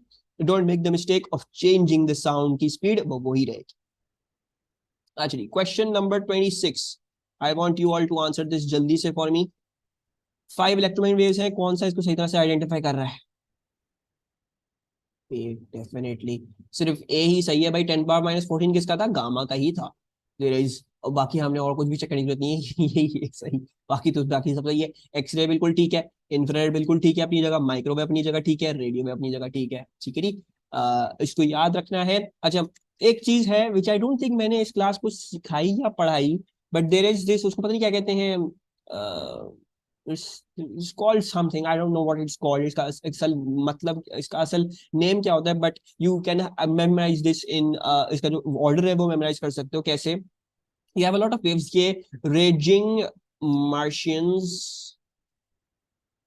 invaded Venus using X-ray guns, ठीक है। और भी दो तीन हैं, बच्चों को बोले तो बच्चे तो बहुत सारे बना देते हैं। तो दिस इज रेडियो, ठीक है जी। आर मार्शियंस के लिए माइक्रो, आई के लिए इंफ्रा, वी के लिए visible, Roman man invented very useful x ray guns, हाँ ये भी था एक, आई रिमेम्बर दिस, यूजिंग, और ये हो गया अल्ट्रावायलेट, ठीक है। या तो जिसको जो याद हो वो उस तरीके से कर ले, और ये काम आए, ठीक है, ठीक है। एंड बाकी there is no escape from learning the, जो है the wavelengths, you have to learn the wavelengths. एक मार्क जरूर P1 में, मैं कह रहा हूँ गारंटीड, मेरा नाम बदल देना अगर P1 में एक मार्क आएगा इलेक्ट्रोस्टैटिक पे, मेरा नाम बदल देना, ठीक है। Two progressive waves meet at a point, which condition must be met for superposition of the waves to occur, कौन सी कंडीशन होनी चाहिए ताकि सुपरपोजिशन हो, ठीक है। Not interference, not stationary wave, only superposition. The waves must be coherent, Hmm. Not interference, not stationary waves, only superposition। सिर्फ superposition की बात हो रही है और किसी चीज की बात नहीं हो रही। आई बिलीव उसके लिए सिर्फ हमें सेम टाइप चाहिए, ठीक है। We don't need for them to be coherent, why is that? क्योंकि वो इंटरफेरेंस की है। कोहेरेंट जब होते हैं तो इंटरफेरेंस पैटर्न बनता है, एंड स्टेशनरी वेव्स के लिए भी कोहेरेंसी चाहिए होती है, ठीक है। देयर मस्ट बी, ये स्टेशनरी का है, स्टेशनरी की स्पेसिफिक कंडीशन है, इंटरफेरेंस की स्पेसिफिक कंडीशन कोहेरेंट है। सुपरपोजिशन क्या कहता है? सुपरपोजिशन क्या है? प्रिंसिपल सुनो, two waves of the same nature when they meet at a point their resultant amplitude is sum of the algebraic amplitude. उसमें कोई कंडीशन नहीं है ऐसी. There is no condition as they should be coherent, they should have the same wavelength, they should be traveling in opposite direction. No, the only condition is they should interact at a point and they should be of the same nature. ठीक है नी? तो at a point की तो बात लिख दी है, nature same होनी है, वरना कैसे करेंगे? ऑरेंज लाइट ऑरेंज साथ ही करेगी, रेड लाइट के साथ नहीं करेगी. ठीक है. और जो लास्ट वाला पॉइंट है ये कंस्ट्रक्टिव इंटरफेरेंस के लिए, ये तो और रिस्ट्रिक्टेड कंडीशन है. This won't be going anywhere. ठीक है. We were only asked for the superposition. ठीक है. इसको भी मैं अंडरलाइन कर दूं, सुपरपोजिशन का था. इंटरफेरेंस के लिए था तो फिर कोहेरेंसी होना जरूरी है. स्टेशनरी के लिए था तो फिर ऑपोजिट डायरेक्शंस होना जरूरी था. ठीक है. अच्छा. A hill separates a TV transmitter from a house. The transmitter cannot be seen from the house. However, the house has a good TV reception. By which wave effect at the hill could the TV signal reach the house? तो किस effect की वजह से TV का signal house तक आ रहा है? Diffraction. Very good. ठीक है. And this is something that happens in real life. ठीक है. This is a good thing that you need to understand of diffraction. Diffraction is amazing. Diffraction allows you to be able to get Wi-Fi or get Bluetooth or get your TV की signal या mobile network के signal, वो diffraction की वजह से हो रहा है. अगर आप विजिबल लाइट इस्तेमाल कर रहे होते, if you would have used visible light for wifi, the biggest problem is visible light के लिए क्या मसला है? उसके सामने बैरियर ले आओ, आपको कुछ नजर नहीं आएगा. If you bring the barrier you are going to see absolutely nothing, because visible light की जो वेवलेंथ है वो जब यहाँ पे लगती है तो वो डायफ्रैक्ट नहीं कर पाएगी. It won't be able to diffract and spread into geometric shadow. Because हमने क्या पढ़ा था? हमने पढ़ा था डायफ्रैक्शन के लिए वेवलेंथ और स्लिट साइज कंपैरेबल होनी चाहिए या एज विड्थ कंपैरेबल होनी चाहिए, बराबर होनी चाहिए तकरीबन. ठीक है. तो that is why you use radio waves for Bluetooth, for wifi and all. Radio waves की क्या है वेवलेंथ? रेडियो वेव्स की है 10⁻³ से 10⁻�0, राइट? दैट्स 1000 meters to 0 मतलब 1000 meters to 1 meter. That's radio waves. वो आपका वाईफाई है, वो आपका जो है वो रिमोट कंट्रोल गाड़ी के सिग्नल होते हैं वो. ठीक है. अगर वो उस तरह से नहीं किया जाए तो वो around corners, around edges diffract नहीं करेंगे. उनके साथ ये होगा, उनके सामने दीवार रख दी और कहीं जा ही नहीं पाएंगे क्योंकि उनकी स्लिट साइज और कंपैरेबल नहीं होगी. Why could a radio signal diffract through a doorway? That's because वो जो डोरवे है उसकी विड्थ कितनी होती है? एक डोरवे की नॉमिनल विड्थ कितनी होगी? 2 मीटर 1 मीटर होगी तकरीबन. तकरीबन हिसाब से लगाओ 1 मीटर होगी. और हमें पता है कि रेडियो वेव 1 मीटर में लाई करती है, तो इसकी वेवलेंथ और वो कंपैरेबल हो गई, तो ये डायफ्रैक्ट कर सकता है. विजिबल लाइट 10⁻⁻6 है, ये डोर में से कभी डायफ्रैक्ट नहीं करेगी. इसी तरह अब ये हिल वाला केस ले लो, तो टीवी ट्रांसमीटर इज यूजुअली जो ये ट्रांसमिशन सिग्नल होते हैं, सैटेलाइट आ गया या ये mobile network signal, there are microwaves. ठीक है. माइक्रोवेव्स में रखा जाता है इनको, because radio waves are that good. Radio waves का और भी पता होगा, एफएम जो है या आपका जो एफएम सुनते हो वो भी रेडियो में ही होता है. इसी तरह माइक्रोवेव्स जो होते हैं, माइक्रोवेव्स भी इस्तेमाल की जाती है आपके नेटवर्क सिग्नल्स और आपके टीवी के सिग्नल्स माइक्रोवेव्स की तरह. दे आर ऑल्सो 10⁻0 से लेकर 10⁻³ तक. वो भी 1 मीटर से रेंज कर सकते हैं टू अबाउट 1 मिलीमीटर. ठीक है. They can range from 1 metre to 1 millimetre. ठीक है. तो उसमें रेंज कर सकता है. फिर हम ऑब्वियसली खुद भी देखा होगा कि खुद यू वुड नो या नहीं पता होगा तो you can Google it up कि हम जो फ्रीक्वेंसी इस्तेमाल करते हैं ना, वो एक स्पेसिफिक फ्रीक्वेंसी है, एक स्पेसिफिक वेवलेंथ है. We just don't pick up any wavelength, any frequency और इस्तेमाल करना शुरू कर देते. We pick up a very specific wavelength in the whole spectrum, क्योंकि हमें पता है ये हमारी रियल लाइफ के बिल्डिंग्स की और हिल्स की और इसके बहुत कंपैरेबल है, तो डायफ्रैक्ट हो जाएगा और सबको सिग्नल मिल जाएंगे. That is why we have chosen microwaves. ठीक है. रेडियो वेव्स फॉर ट्रांसमिशन, देखने के लिए विजिबल लाइट है. ठीक है. अल्ट्रावायलेट अगर कर रहे होते हैं तो कहीं नहीं पहुंचने वाली अल्ट्रावायलेट, किसी को कभी सिग्नल नहीं मिलता अगर अल्ट्रावायलेट इस्तेमाल करते हैं. ठीक है. This is also very important concept. that is something that you should know. It is good thing. And ये इसमें तो काफी डम तरीके से पूछा गया, 17 के पेपर्स में काफी अच्छे तरीके से पूछा गया था कि विजिबल लाइट क्यों नहीं दिख रही और माइक्रो सिग्नल क्यों मिल रहा है, क्यों उस खुशी में मिल रहा है. तो you need to understand that is fine. ठीक है. I hope I was able to explain this well. अच्छा, अब आ जाओ इस पे. The diagram shows an arrangement for demonstrating two source interference using a coherent light of single wavelength lambda. An interference pattern is observed on the screen 3 meters away from the slits X and Y. which have a separation of 1 millimeter. The central bright fringe is at Q, and the second bright fringe from the P of this from the center is at P. What is the distance between Q and P? तो I believe दोनों bright fringes दी है. अच्छा, second bright fringe है. Okay, second bright fringe बोल रहे हैं अगर, तो this distance is basically 2x. ठीक है, दिस डिस्टेंस इज 2x. ठीक है, this is not x, this is 2x, क्योंकि ये भी एक ब्राइट फ्रिंज है. ठीक है. अच्छा, तो I believe you can just put in the formula x equals to lambda d upon a. Plug in करते हैं चीजें, आ जाएगा x 2 टाइम्स कर देंगे. अच्छा, लैम्डा क्या है? लैम्डा बोला हुआ है भाई हमें, लैम्डा दिया. अच्छा, लैम्डा के टर्म पे ही निकाल. ठीक है, कोई मसले की बात नहीं. डी क्या है? डी जो है वो 3 है. ए जो है वो 1 मिलीमीटर है, तो 1 × 10⁻³ so what are we getting? We are getting 3/1 × 10⁻³ that's around 3000 lambda. ठीक है, but this is not a final answer because this is x. What do we need? pq क्या है? pq is 2x. so basically it's going to be 6000 lambda. so 6000 lambda is going to be option A. Easy PG. I hope समझ में आया हो. कोई problem ना हो, कोई प्रॉब्लम हो तो डू लेट मी नो. अच्छा, इधर आ जाओ इस पे. ये क्या बोला जा रहा है हमको? ये हमको बोला जा रहा है कि light of wavelength lambda is incident normally on diffraction grating. The angle between the second order maximum and the normal to the grating is theta. Second order और थीटा, सेकंड ऑर्डर और नॉर्मल के बीच में theta है, यानी second order zero order के बीच में थीटा है. ठीक है. The variation is sine theta of lambda shown on the graph. Sine theta और लैम्डा का वेरिएशन शो किया है. How many lines per millimetre are on the diffraction grating? दो अजीब और गरीब क्वांटिटीज स्ट्रेट लाइन बन गई. कैसे बनी? कौन सा कॉन्सेप्ट इस्तेमाल किया इन्होंने? linear law. Very good. So they have used the concept of linear law. So d sin theta equals to n lambda. ठीक है. So what do we know? हमारा लैम्डा जो है y एक्सिस पे है, साइन थीटा x एक्सिस पे. सो lambda को अगर सब्जेक्ट बना ले तो ये हो जाएगा n upon d and then sine theta. ठीक है. So what do we see? We see this is y, this is the gradient, this is x and no intercept. No intercept origin से pass कर रही है. ठीक है. तो lambda ये बेसिकली ग्रेडियंट क्या है? n अपॉन d है.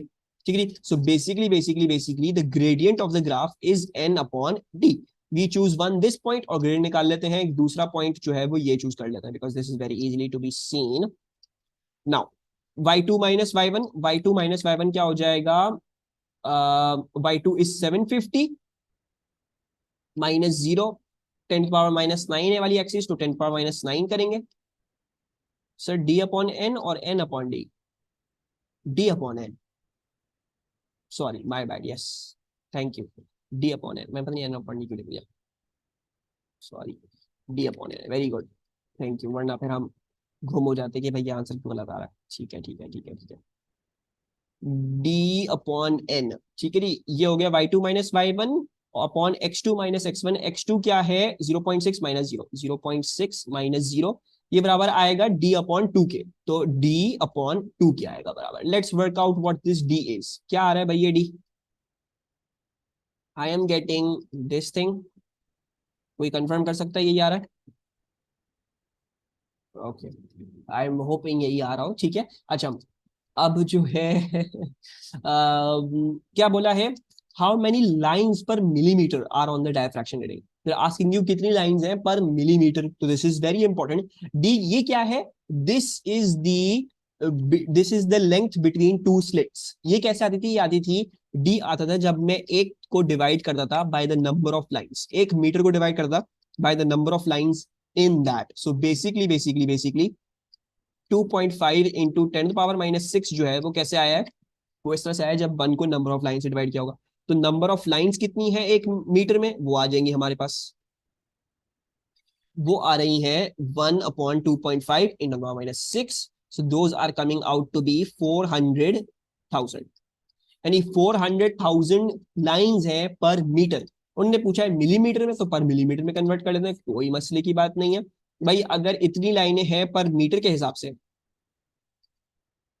तो x लाइनें हैं एक मिलीमीटर में. And you can clearly see that x would work out to be 400 per millimetre. ठीक है. 400 लाइंस पर मिलीमीटर आ जाएगा हमारे पास. ठीक है. So that is your answer.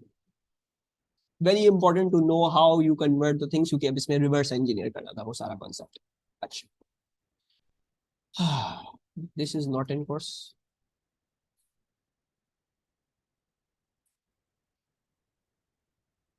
Number density of free electrons in copper is this much, number density is n, ठीक है। A copper wire has diameter this much. What is the average speed of free electron in the wire when the current in the wire is this much? कौन सा formula इस्तेमाल करूं? I equals to NAVE. I equals to NAVE. I क्या है? I है 0.57. N जो है वो है 8 इंटू 10⁻28. एरिया जो है वो आएगा पाई डी स्क्वायर अपॉन 4 से, सो 0.42 इन 10⁻³ पाई डी स्क्वायर अपॉन 4. वेलोसिटी क्या है? एवरेज स्पीड हमें निकालनी है. ई की वैल्यू हम डेटा बुकलेट से देख सकते हैं, अगर हमें याद ना हो तो कोई टेंशन की बात नहीं है. डेटा बुकलेट में क्या लिखा हुआ है? उसमें लिखा हुआ है 1.6 इंटू 10⁻⁹ ठीक है. डेटा बुकलेट पेपर के शुरू में दी हुई होती है, डेटा आपको पेपर के शुरू में दी हुई है, ठीक है. It will be typically the first page after you write your name, ठीक है. And let's work out V, ठीक है. वी जो है मैं ऐसे लिख रहा हूँ, मेरे पास क्या आ रहा है we, I'm getting 3.21 into 10 to the power minus 4. So that is my V and this comes out to be this one. ठीक है जी. अच्छा. Okay, I'm going to do 34, 35 थोड़ी देर में करेंगे क्योंकि 35 बहुत मुश्किल है to explain, तो वो थोड़ी देर में करेंगे. An electric kettle is rated at 2 kilowatts, which describes the power supplied to the heating coil in the kettle. The coil has a resistance of this much. What is the current in the coil? Power दी हुई है, resistance दी हुई है, पूछ रहे current क्या है. कौन सा फॉर्मूला इस्तेमाल करूं? I square R. Very good. So we shall be using power equals to I square R. ठीक है जी. तो पावर जो है वो 2000 है, आई स्क्वायर हमें निकालना है, आर जो है वो 5 किलो यानी 5000 है. तो this is going to be I equals to the root of 2/5, which is root of 2/5, 0.632, and I believe that is coming out to be an option B. ठीक है. Actually, let's do this. 35 को थोड़ा सा break लगाते हैं. Let's try to do one more question if it's not hard. फिर class start करते हैं. Kirchhoff's first and second laws link to the conservation of physical quantities. Which quantities do they link to? First law कौन सी conservation, कौन सी किस चीज की, किस quantity conservation है? सेकंड लॉ किस quantity conservation? A, very good. So first law is KCL and second law is KVL. They will never tell you कि KCL है KVL है. Although I don't understand why is that the case, that is not even pertaining to physics, but खैर वो कभी नहीं बताते हैं. तो KCL याद रखना है, फर्स्ट लॉ है. KVL जो है वो सेकेंड लॉ है. KCL कंजर्वेशन ऑफ चार्ज है, KVL is conservation of energy. ठीक है जी. अच्छा अब आ जाओ. ठीक है. अच्छा, a cell of electromotive force EMF E and resistance 0.5 ohm is connected to a resistor of resistance 4.7. The maximum power that can be dissipated by the resistor without overheating is this. Maximum power जो resistor dissipate कर सकता है without overheating is this much.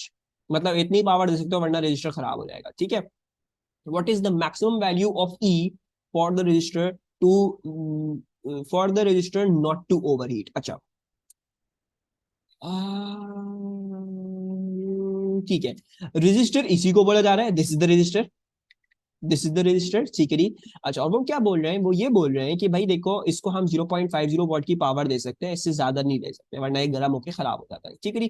तो we need to now work out what this E shall be. ठीक है जी. What I'm going to do, भाई देखो power दी हुई है, I know the resistance, ये मैक्सिमम पावर है, ये रेजिस्टेंस है, तो मैक्सिमम करंट निकाला जा सकता है कि भाई इसका मैक्सिमम करंट क्या आ रहा है. या you can also work out what is the maximum voltage I can gate. ठीक है जी, आप वो भी कर सकते हो. अलमा कह रही है सी. एक सेकेंड, आंसर जो है वो है बिल्कुल सही, सी ही है. ठीक है जी. Very good, it is C. अच्छा, तो कर लेते हैं. अच्छा, नाउ पावर जो मैक्सिमम पावर है वो है 0.50. ठीक है. That can be given by I square R. ठीक है. तो अगर मैं 0.50 को रेजिस्टेंस से डिवाइड कर दूं जो 4.7 है and then square root this answer, I can get the maximum current that I can send through this circuit. ठीक है. वो करंट आ जाएगा मेरे पास. वो करंट की वैल्यू क्या आ रही है वो देख लेते हैं. So it is 0.50 upon 4.7 square root answer 0.33. Thank you, Alma. So 0.33 आ रहा है. And then what I can do, I can also do कि मैं वोल्टेज भी ढूंढ सकता हूँ, ठीक है, क्योंकि बिकॉज मेरा इवेंचुअली ये है कि मैं V equals to E minus I R लगा दूँ। I use the formula VT equals to E minus I R. उसके लिए मुझे टर्मिनल वोल्टेज चाहिए, वो कैसा आएगा, अगर मैं इस रजिस्टर का वोल्टेज निकाल लूँ वही वही वोल्टेज होगा, और करंट निकाल लिया तो अब वोल्टेज भी निकाल लेता है, तो power equals to V square upon R, ठीक है। एंड अल्बा बोल रही है कि भाई 0.50 into resistance which was 4.7, square root करोगे तो वोल्टेज आ जाएगा। तो अल्मा बोल रही है भाई वोल्टेज आ रहा है 1.55, ठीक है जी। अब आपने डाला 1.55 इधर, ई आपको निकालना है माइनस आई, करंट क्या, रेजिस्टेंस सॉरी, करंट आपका 0.33 था और रेजिस्टेंस क्या थी 0.5, ठीक है। And then 1.55 plus 0.33 into 0.5। So yes, you are correct, EMF is, जो अलवा ने बोला 1.1716 आ रहा है, तो 1.715 आ रहा है मेरा ख्याल, तो 1.7 is the answer which we are looking for, ठीक है नी। हर बार 1.7 आ रहा तो कोई मसला नहीं है, दैट्स नॉट अ प्रॉब्लम। अच्छा, let's do this. In the circuit shown, X is the very resistor whose resistance can be changed from 5 ohm to 500 ohm. The electromotive force EMF of the battery is 12 volt. It has negligible internal resistance. What is the maximum range of values of the potential difference across the output? ठीक है, तो very simple, very easy question. भाई 5 ओम से लेके ये 500 ओम तक जा सकते, ठीक है। अगर आपने वोल्टेज की रेंज निकालनी है तो आपको एक दफा 5 एज्यूम करना पड़ेगा और एक दफा 500 एज्यूम करना पड़ेगा, वोल्टेज निकालना पड़ेगा, ठीक है। तो वही कर लेते हैं भाई, let's first of all assume के दिस इज 5, ठीक है, ये लिखा ही रहने दें, ये लिखा रहने दें, ठीक है। अगर ये 5 है अभी, for now, for our calculation right now, अगर ये 5 है तो I can work out the current in the circuit and then I can work out the voltage across it, ठीक है। वो करंट कैसे आएगा, V equals to I R, V क्या है हमारा 12 है, करंट मुझे टोटल निकालना है, रेजिस्टेंस मेरी इफेक्टिव क्या हो गई, दोनों सीरीज में है तो 40 प्लस 5 हो गई, और करंट आ जाएगा 12 अपॉन 45। अगर अब मुझे वोल्टेज निकालना हो जो इसके अक्रॉस आ रहा है, यानी जो आउटपुट वाला वोल्टेज है, वो आएगा करंट से, यानी 12 अपॉन 45 इंटू इसकी रेजिस्टेंस जो है 5। So that works out to be, क्या आ रहा है वो, दैट शैल बी 9 और 12 अपॉन 9, व्हाट्स 12 अपॉन 9, 12 कटा 4 और 4 upon 3, 4 upon 3 is around 1.2 something, I don't no क्या आ रहा है भाई आंसर, 12 अपॉन 45, 1.3, ठीक है जी। देखो कितनी स्ट्रॉन्ग मेंटल मैथ्स है मेरी माशाल्लाह से। लॉल नहीं, जस्ट फ्लेक्सिंग। अच्छा, और फिर you could have also done for the 500 ओम वाला, तो V जो है वो क्या है, 12 है।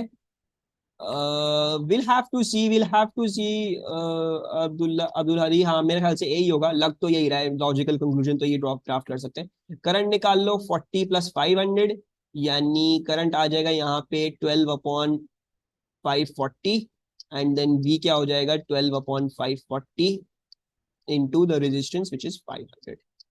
This is 12 upon 540 into 500, that is 11.1, ठीक है। मैंने क्यों पोटेंशियल डिवाइडर वाला फॉर्मूला क्यों नहीं पढ़ाया और क्यों नहीं करा, बिकॉज बहुत सारे बच्चे उसी को बेसिस बना लेते हैं और उसी में ही कंफ्यूज हो जाते हैं कि पोटेंशियल डिवाइड लगेगा, पोटेंशियल डिवाइड लगेगा, पोटेंशियल डिवाइडर लगेगा।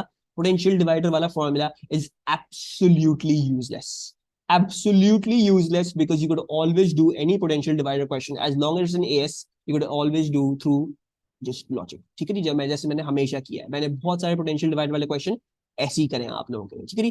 पोटेंशियल डिवाइडर वाले से yes the working gets precise, but you have to memorise something, if you can memorise कर लो, ठीक है। नहीं होता memorise, always another way you can do that as well, ठीक है।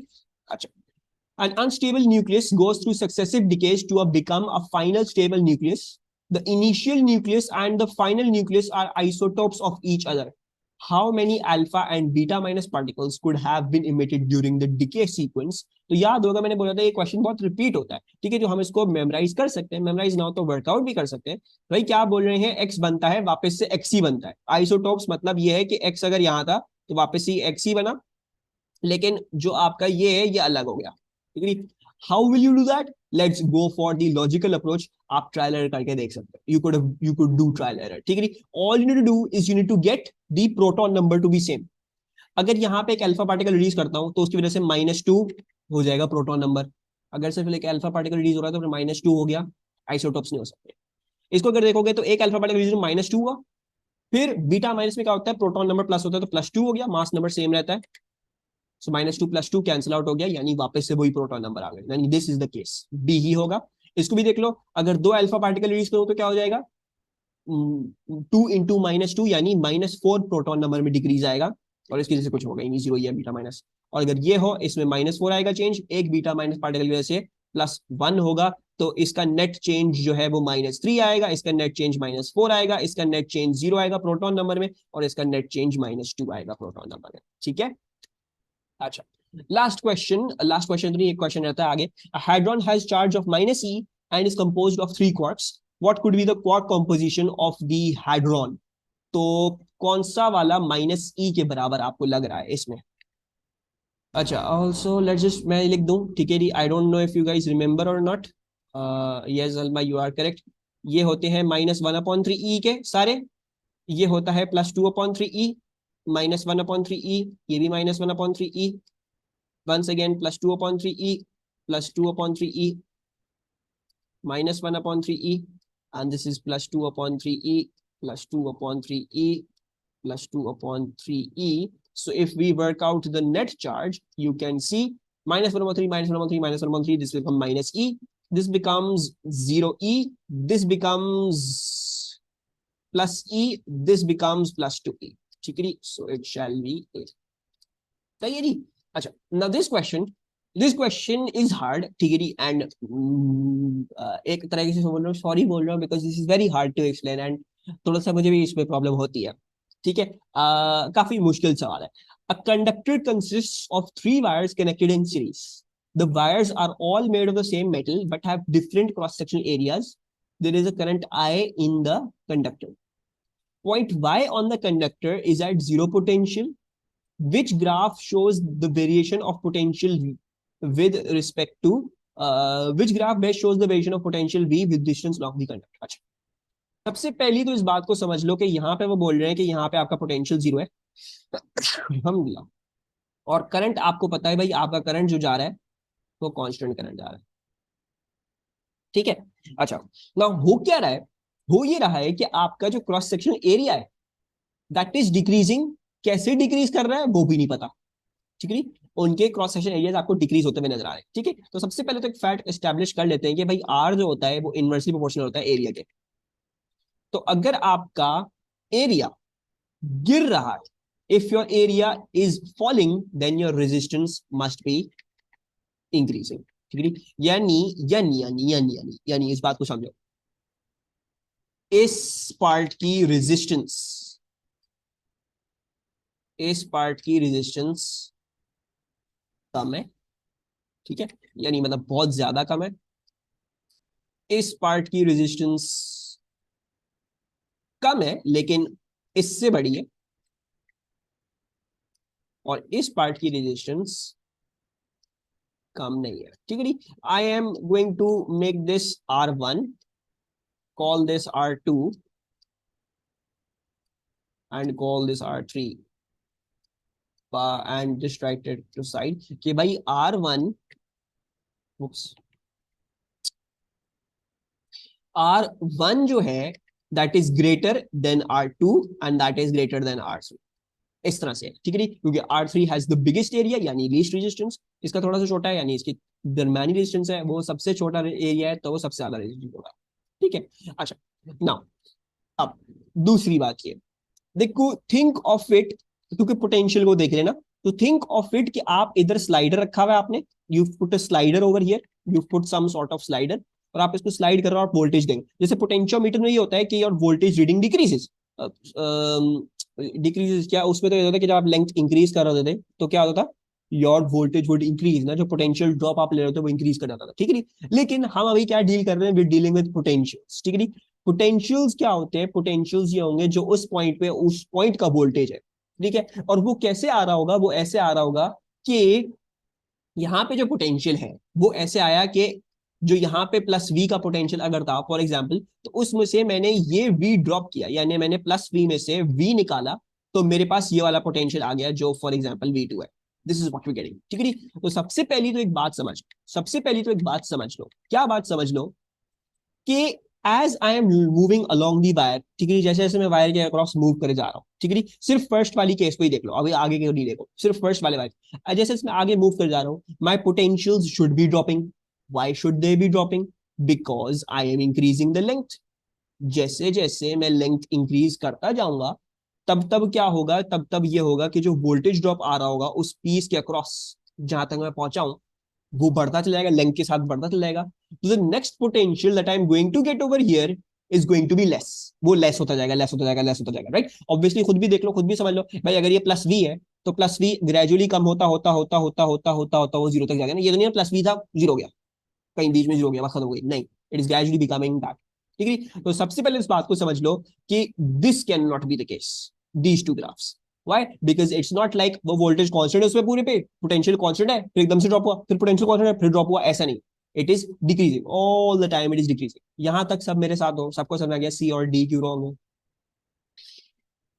अब हमें तो ये बात समझ में आ गई कि भाई as you are moving along your voltages. Sir, can you repeat length वाला point? Yes मेरा बच्चा, I can repeat the length वाला point. मिसबा क्या करते थे जब हम पोटेंशियल निकाल रहे थे, तो you remember this exercise? अगर यहाँ पे पोटेंशियल प्लस v है और मैं बोलूं यार ये एक इसके ऊपर ड्रॉप आ रहा है v का, let's say that is x, उस पर पोटेंशियल डिफरेंस आ रहा है x का। तो अब अगर मुझे यहाँ पे पोटेंशियल चाहिए होगा, वो कैसे आएगा? वो आएगा प्लस v का जो पोटेंशियल था, ये पोटेंशियल है, उसमें से जब ये मैं वोल्टेज ड्रॉप जो है वो निकाल दूं तो मेरे पास ये आ जाएगा जो ये वाई क्वांटिटी है। ये याद है? If I want to get the new potential आगे कहीं पे, तो मुझे पहले वाले पोटेंशियल को ड्रॉप निकालना पड़ेगा जो आगे है ना। अगर यहाँ पे प्लस वी का पोटेंशियल था तो प्लस वी में से ये पोटेंशियल ड्रॉप निकालूंगा, वोल्टेज डिफरेंस निकालूंगा, तो मेरे पास वाई आ जाएगा। यस अच्छा, अब इसी तरीके से समझो इसको, ठीक है नी? मैं क्या कह रहा हूं कि देखो Misba, if you had a potential of plus V over here and you're moving along, आप लेंथ के साथ चले जा रहे हो, चले जा रहे हो, तो क्या हो रहा होगा? जब आप लेंथ बढ़ा रहे हो तो you are definitely also doing what? Length के बढ़ाने से you are doing one thing, you are increasing the voltage drop across that thing. क्योंकि देखो अगर तुम रजिस्टर का इतना हिस्सा लोगी, इतना सा हिस्सा, तो इसमें वोल्टेज ड्रॉप कम आ रहा होगा।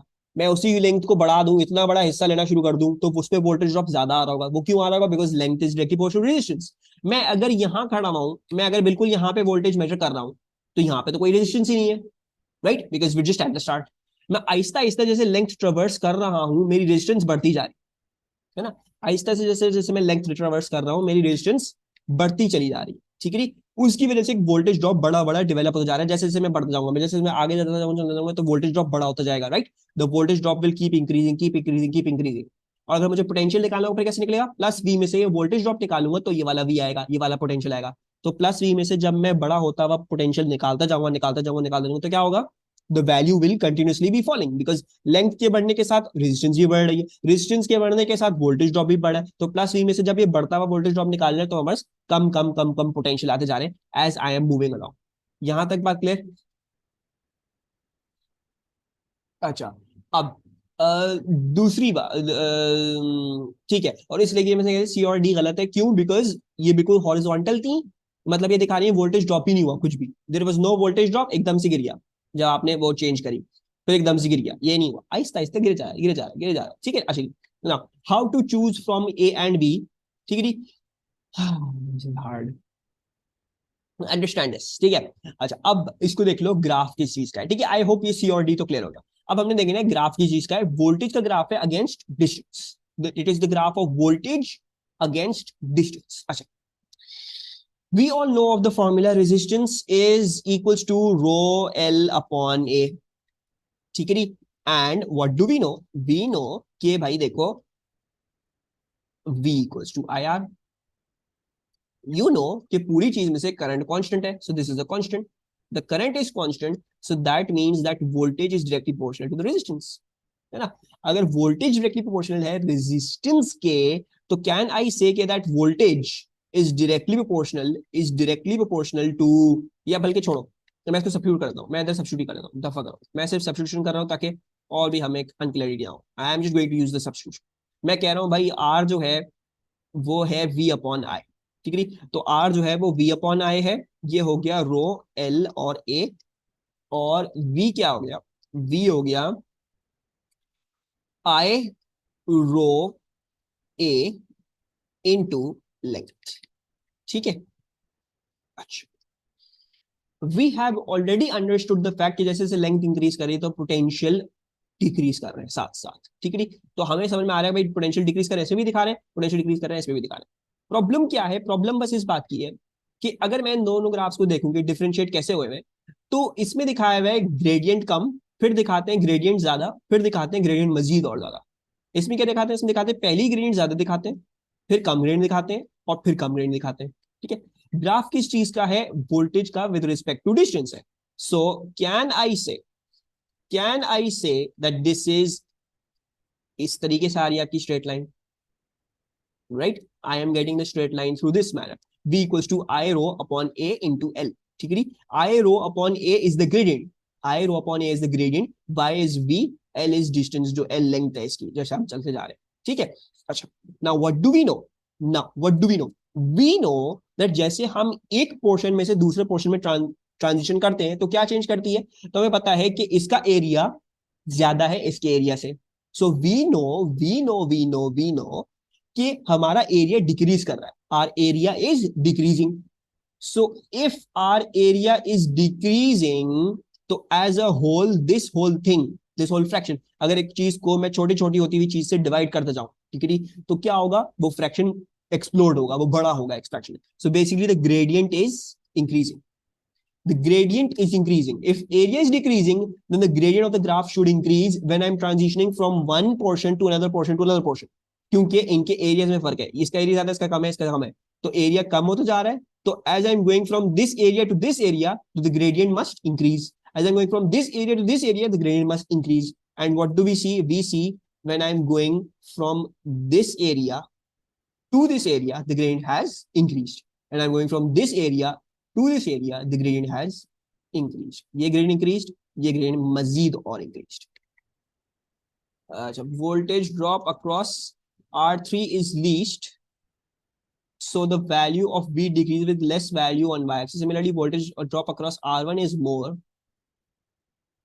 hence value of V decreases more. I did it this way. Very good, ये भी क्या रह सकता है, ये भी अच्छा है, ये भी अच्छा है। अब अलमा ने कहा, अच्छा ये आई होप मेरी वाली एक्सप्लेनेशन समझ में आई हो। ठीक है, अलमा ने एक और चीज बताई, अलमा ने बोला देखो भाई, देखो बात इस बात को समझो, आपने खुद ही कहा कि भाई देखो R1 बड़ा है, ठीक है, R1 बड़ा है, R1 अगर बड़ा है तो क्या होगा, इसके ऊपर जो वोल्टेज ड्रॉप आएगा वो सबसे बड़ा होगा।